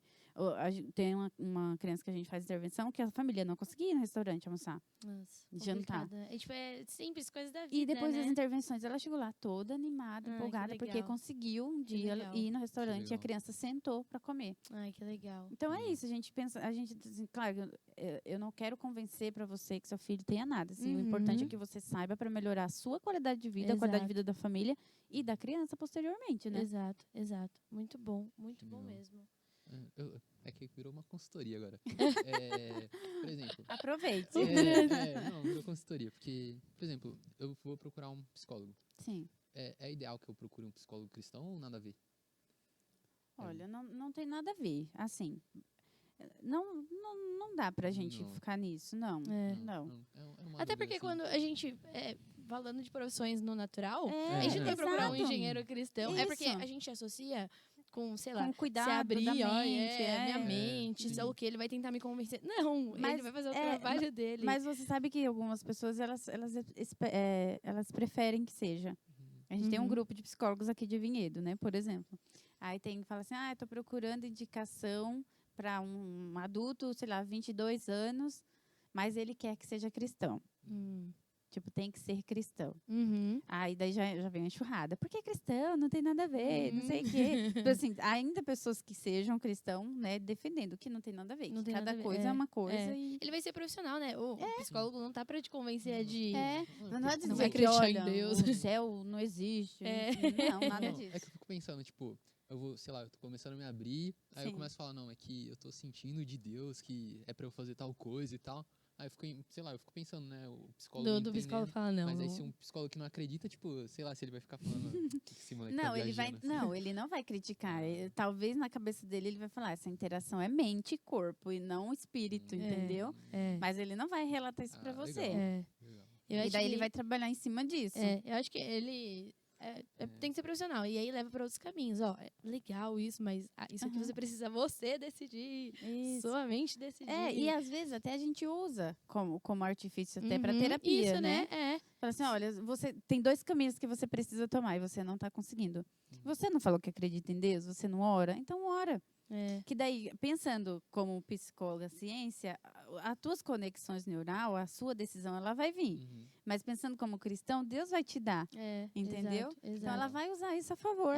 Ela vai usar tudo aquilo ora, que você... Exato. Ora, faz a tua oração, faz teu jejum e quando você decidir que é o melhor caminho, muito legal. Saindo daqui eu já vou marcar. Já, então... Vou começar Posso segunda-feira. te dar indicações.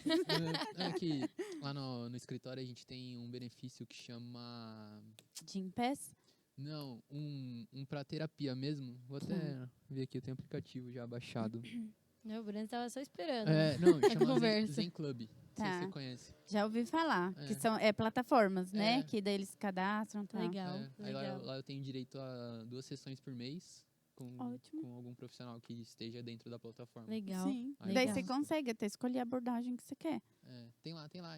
Que eu não entendo muito, né? Agora eu entendo um pouco mais. Agora a gente agora clareou um pouco, não, né? O quê? Agora Dá pra ver gente... se é psicanálise, se é análise de comportamento. Chegar falando pro psicólogo, ó, eu quero isso, hein? Falou, olha, eu já escolhi a psicanálise, daqui, porque eu sei que, né? É o meu caminho. É isso. E não me interessa se você é cristão ou não, mas se quiser, eu te evangelizo aqui, mas se não... Você quer aceitar Jesus? Quer aceitar Jesus? Exatamente. Ótimo. Mas você sabe, tem muito psicólogo cristão, né? Quando eu comecei a faculdade, olha que engraçado, gente, isso há muitos anos, tá? Não vou falar quantos anos, mas há muitos anos. A Luzia trabalhava comigo e ela falava pra mim, Má, você vai ver um monte de coisa, né? Ela é cristã, né? Você vai ver um monte de coisa que, assim, vai dizer que não é de Deus, mas é tudo de Deus. Tá? Ela, tipo assim, não vai acreditar em 100%, porque eles vão querer, né? E, de fato, assim, quando a gente entra para estudar ciência, né? Não que eles não acreditem, né? Mas eles falam aquilo ciência mesmo, eles vão trabalhar e lidar com Sim. aquilo como ciência. Mas é muito bacana, assim, quando você for entrar para fazer uma faculdade, independente, né? Do ramo que você procura, tem os teus valores, tem as coisas que você acredita. Porque vai ter pessoas ali de todo jeito. Que vão tentar te convencer para outras coisas, vão ter pessoas que vão, né, te ajudar, te impulsionar a ser uma cristã melhor. E vão ter pessoas que vão tentar tirar você do caminho. Tentar tirar seu foco, né? Isso. Exatamente. É ter sabedoria mesmo. E direção do Espírito, exatamente. Né? Para saber o que fazer. A gente abriu a caixinha de perguntas lá no Instagram, como a gente disse. Se você não nos segue, segue lá. Várias pessoas fizeram perguntas para a Má e a gente vai ler aqui agora. Então, no próximo convidado, segue lá para você também fazer suas perguntas. Vamos, Brandes, você começa? Bora, começa. Então vai. Manda aí. Eu vou ler aqui a pergunta da mulher mais linda que existe nesse mundo. E até sei quem é. Dona Lica Ramires. Lica Vulgo mãe. Ramires. Vulgo mãe do Brandes. Ela tinha falado, mandei uma perguntinha lá, leia a minha, tá? Tem uma faixa de idade na qual a criança mais desenvolve algum transtorno? Acho que talvez ela quis perguntar... Qual é a faixa etária que acho que o diagnóstico geralmente vem, né? É que, assim, alguns transtornos, eles vão ficar mais em evidência a partir de, sei lá, por exemplo, o TDAH. A evidência maior do TDAH é na escola.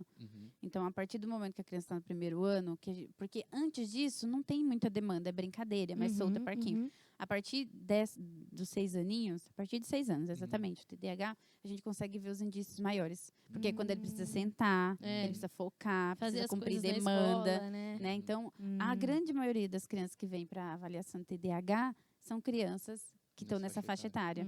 Ali no primeiro ano da escola. No primeiro ano. Que a gente começa a perceber mesmo, né? Porque entra demanda, né? Porque até então tava só brincando, né? Sim, enfim. Legal. A Danúbia CP, ela perguntou assim: como devo agir para ajudar minha filha a desenvolver melhor depois de diagnóstico de TDAH? Ela tem 11 anos. 11 anos. Bom, TDAH, gente, é que depende. Lembra que eu falei que tem 3, né? O combinado, o atencional e o hiperativo. Criança precisa gastar energia. A criança com TDAH, ela tem 10 mil vezes mais energia do que uma criança. E a criança normal já tem. Mas, assim, precisa deixar as coisas muito claras para ela. Dependendo se for uma dificuldade atencional, precisa trabalhar, fazer treino cognitivo para melhorar a atenção dela. Se for combinado, né? Além da atenção, precisa melhorar essa questão da impulsividade, porque são crianças que têm uma dificuldade no controle inibitório. Então, elas não, para tomar a decisão, a tomada de decisão delas é muito impulsivo. Né? Então, assim, sei lá, hoje tem duas opções para ela ali. Ela não vai se importar muito com o outro, então ela vai na primeira que derem, assim. Ela não escuta muito as coisas até o final, ela já corta, né, por essa impulsividade. Porque ela tem essa ansiedade muito ansiosa, de assim. fazer logo, né? Isso, mas eu acho que assim, primeiro que tudo, qualquer coisa, acolha a sua filha. Que antes do TDAH, ela é sua filha. Né? Facilite algumas coisas para ela em casa, por exemplo. Deixa as coisas mais claras, porque o TDAH e o TL estão ali do ladinho, tá? Então, Então, facilite as coisas para ela. Né? Às vezes, elas precisam de instruções mais claras, uma coisa de cada vez. Porque se começa muito estímulo também, ela vai ficar desorganizada. Então, escola, às vezes, precisa de psicopedagoga, né? Para ajudar na questão do aprendizado. Que, às vezes, também tem essa dificuldade, porque não foca. Por questões atencionais, ou tem a dificuldade porque não para, né? Tem TDAH que tem hiperfocos, eles são ótimos em um monte de coisa. Então, tem TDAH é ruim porque não tem atenção ali muito legal. Não, mas ela tem hiperfoco. Tem TDAH em adulto, aí, por exemplo, que eles sabem tudo de aeronave, então vai lá e estuda e se capacita nisso. E a recompensa no TDAH ela tem que ser imediata. Então, você quer que ela estude? Então, você vai ter que estar ali fazendo trocas, entendeu? Para o negócio funcionar melhor. Nossa, legal. Eu vou ler aqui a pergunta da Gi. Não sei se você conhece ela. Ela daqui. Conhece, Gi Rivera, conhece. A Gi, né? A minha gêmea. Giovana Rivera, _. Ela tá fazendo psicologia, né? Também, ela tá perguntando. Conta um pouco no que você mais enxerga Deus na psicologia. Na psicologia? Assim como em qualquer lugar, tudo. Deus é tudo. Na psicologia, na medicina, na arquitetura, qualquer coisa. Porque, assim, pensando lá atrás, né? Ele nos capacita. E como que eu vou dizer que fui eu que melhorei a tua vida? Não fui eu, obviamente não fui eu. Eu tenho um Deus que me capacitou e que, por intervenção dele, você está melhor. Né? Então, desde os primórdios, Deus está desde na hora que a gente entra para atender, Deus está na hora que a gente vai conversar com a família. Sim. Deus está em tudo. Sim. Então, quando a gente fala assim, nossa, tem uma criança muito difícil de lidar, tá com comprometimento, e essa criança tem, assim, 5% de ganho, é Deus. São as minhas intervenções, obviamente, mas eu conduzida por Deus. Sim. Então, para mim, tudo é Deus. Sim, é para a glória e para Ele, né? A capacidade que vem dele. Sim. Acho que isso é comum, então, que ela, lembra quando ela foi começar a faculdade, que ela contou que a tia Luzia também teve essa conversa com ela. A tia Luzia. Porque era uma conversa que a gente tinha mesmo. Que ela tinha esse medo de, sei lá, começar a duvidar na hora que começasse a estudar, sabe? Que a gente ouve relatos. Eu tinha um colega também que começou e, tipo... Mas eu acho que é mais princípio mesmo. Você precisa estar firme e convicto do que você acredita, em quem você acredita, né? Porque vai falar assim, tem comportamento que a gente consegue alterar. Claro, óbvio, né? A ciência nos ajuda muito. Mas quem que ensinou esse cara que esse comportamento aí ele vai ser alterado dessa forma, né? Exato. Não vem da lei, não foi, né, o universo deu ali. Não, alguém, alguma coisa, algo maior, algo supremo. Exato. Muito bom. E acho que essa dúvida ela vai ter, independente de ser, né? Todo mundo vai passar por isso um dia. E se não tiver firme, se tiver firme, fica. Se não vai ser independente. Exato. É comum. E o Davi, _Davi Paiva, perguntou assim: quais dificuldades pode se ter na fase adulta por conta de traumas não resolvidos na infância? Todas. Exato. Todas. Né? Algumas mais, outras menos. Então, desde relacionamentos abusivos, né, trocar de emprego o tempo todo, pessoas que não conseguem saber o que querem, muito confusas, muito indecisas, ou pessoas que fazem tudo para agradar os outros. Então, vou deixar de ser quem eu sou porque a Mari quer que eu faça alguma coisa. Vou abrir mão de mim para suprir a necessidade dela. Então, nossa, várias, inúmeras, se a gente for pensar. São vários traumas que são gerados, né, de coisas... E assim, muita coisa na infância, né? Muita coisa. É onde a gente está sendo formado ali mesmo, né? Sim. Nosso caráter, quem somos, o que somos. E se a gente tem esses traumas não tratados, né? E assim, quando a gente fala na infância, não é porque, nossa, o meu pai queria que eu fosse trauma. Não é isso, né? Foi uma coisa que, assim, nem eles, coitados, eles também já trouxeram alguns traumas. E isso foi passando. Exato. Mas, assim, por isso que o ideal, gente, procurem terapia, independente da idade, né? Sempre é tempo de se cuidar, né? De melhorar. Eu tinha uma vez, na faculdade, a primeira apresentação que eu fui fazer, a gente estava, tipo, num auditório, assim, tinha vários grupos apresentando. Aí o professor foi passando um por um. Aí ele ouviu a nossa apresentação, aí depois ele veio dando dicas, né? Dando feedback pra gente e tal. Aí ele chegou e falou pra mim, não sei se você pensa nisso, mas procura um psicólogo, alguma coisa assim, nesse sentido, pra te ajudar a te desenvolver a apresentar. Ele falou que eu percebi que você tem a técnica, mas talvez você fica meio... psicólogo também ajuda nesse sentido? Sim, claro. Mas você se desenvolve também. Acho que talvez na época, né? 4 anos atrás. 4 anos atrás. Acho que era e mais talvez atraído, um público né? maior também, né? Pode ser Esse a primeira receio. vez também, não sei. Sim. Ficou mais atraído. Que mais é o receio de errar, né? A gente tem medo de errar e a gente acaba... E daquilo que os outros vão pensar, né? Exatamente. Que os outros vão pensar. Era um professor muito bom. Eu acho que, sei lá, se eu queria impressionar ele também, acabei me impressionando demais. Mas ele deu essa dica sim, que ajuda. Foi. Porque daí você começa, por exemplo, no processo terapêutico em relação a isso, você vai começar a se desprender do outro. Não depende do que o outro, né, pensa sobre você. Você está entregando o seu melhor? Você sabe que está entregando o seu melhor? Independe do que o outro vai fazer ou não. É mais assim, voltar para você. Né? Talvez seja esse processo. Volte-se para você mesmo. Sim. Legal. Muito bom. Muito bom, Má. Gente, acho que a gente já falou, nem sei quantas horas a gente já falou aqui. Falamos. Já é. Eita. 1h30. Eita. E a gente, nossa, eu tô saindo aqui, pode me dar o diploma. Nossa, sou formada de PhD já. PhD. Expandiu a mente, assim. Muito bom. Abriu Isso é muitos bom. olhos Sim, pra um lado isso é bom. Que a gente não... e principalmente, acho que dentro das igrejas, acho que não geral, mas principalmente dentro das igrejas, a gente não conversa muito sobre. A gente não tem informação sobre isso, né? Sobre o autismo ou qualquer transtorno que exista, né? Então, acho que trazer esse assunto foi muito legal. Eu aprendi demais e vai fazer eu mudar os olhos para muitas coisas, né? Sim. E para as pessoas que estão em casa também, eu tenho certeza que foi para agregar muito, né? Para os pais e para aqueles que não são pais, mas têm um irmão, tem um primo, ou um dia vai ser pai, vai ser mãe, né? Para já saber ter esses conhecimentos e o que a gente falou aqui, procure um profissional, procure pessoas capacitadas para te auxiliar, para que, enfim, você proporcionar uma boa qualidade. Você pode estar passando uma dificuldade aí desnecessária, porque tem profissionais que estão dispostos a te ajudar. Sim. Né? A gente pensa no público TEA dentro da igreja, né? A gente conhece muitas histórias, infelizmente, que não deram muito certo. Né, que o pastor pediu para a criança se retirar com a família, porque a criança não para e tudo mais. Quando a gente tem esse entendimento do que a gente pode fazer para melhorar a qualidade da família, né? E não afastar, porque é um momento tão complicado para eles. Já é muito sensível o momento, né? E você imagina, você cristã, seu mundo está desabando. E você só tem uma coisa a se apegar, vou para a igreja. Aí você chega na igreja, acontece essas coisas, você imagina. Não dá. A gente tem que ter sabedoria, né? Então tem que ter. Sim, a gente precisa cuidar de tudo. É o corpo de Cristo, né? Cada um de uma maneira, somos diferentes. E a ciência fala que daqui a alguns anos todas as famílias vão ter uma criança autista. Então você imagina. Acho que daqui a 2035, 2045, eu não lembro agora. Não, tá aí, não tá longe Exato. Sim, estão passando rápido. A cada 36 crianças, um é autista. Eu lembro na faculdade, a cada 98, 99. E agora já tá... Em 36. Saiu agora, recente. Nossa. Tá então você imagina, mais intenso, daqui a alguns anos, como que vai estar esse negócio. Pois é. Vai ter que ter manejo, gente. Porque vai ter que ter criança autista na igreja, como já tem, né? Sim, já tem. Exato.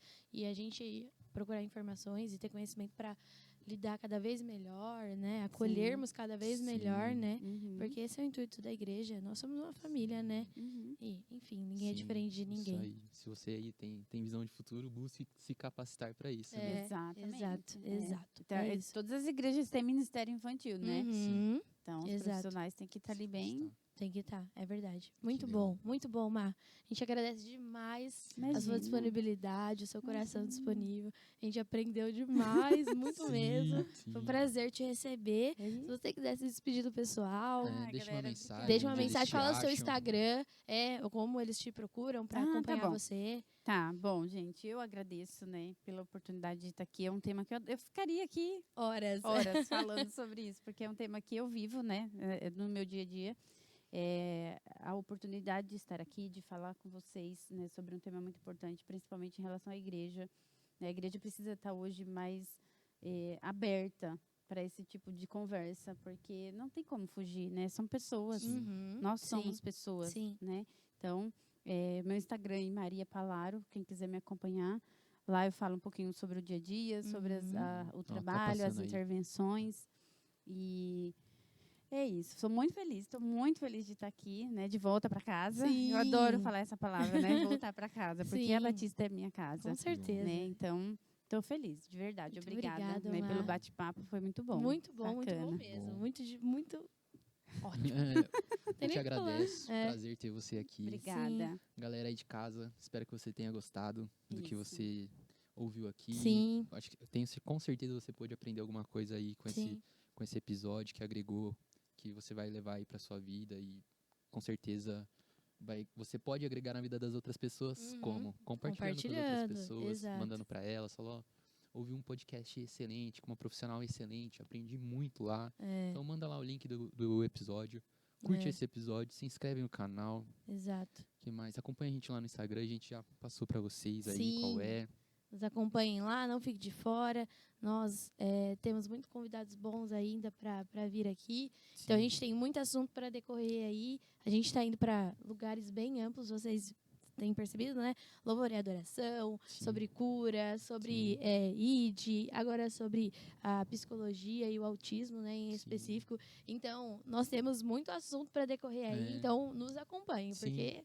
E se você só tem coisa alguma boa. curiosidade, algum assunto que você quer saber, manda lá pra gente. A gente comenta aí o que você gostaria, qual assunto a gente pode Exatamente. trazer. A gente vai procurar alguma pessoa para que venha agregar sobre esse assunto para você, tá bom? Sim, então sim. comenta aí o que mais você gostou nesse episódio, o que você não sabia, que você aprendeu. Exato, uma curiosidade aí que você não sabia. Eu tenho várias. Mas enfim, comenta aí uma que chamou sua atenção. Exatamente. Ó, faz o seguinte, vai lá no Instagram da Maria, comenta lá, vim pelo Podzoe. Começa a seguir ela. Começa a seguir ela. Comenta lá na última postagem dela. É isso aí. É isso. Então, é isso, pessoal. Muito obrigada. A gente tem uma lembrancinha, né, Brás? Quase esqueci. Pra Boa, convidada. Ó, e aqui é pra você. É pra você lembrar da gente. Lindo, obrigada. As Adoro. anotações aí. Adoro. Escrever é comigo. Isso que eu falo, é com você mesmo, só anotando. Obrigada, isso. gente. É isso. Galera, muito obrigado. Obrigada. Até o próximo episódio, Fiquem com pessoal. Deus. Um beijo e abraço. Beijo.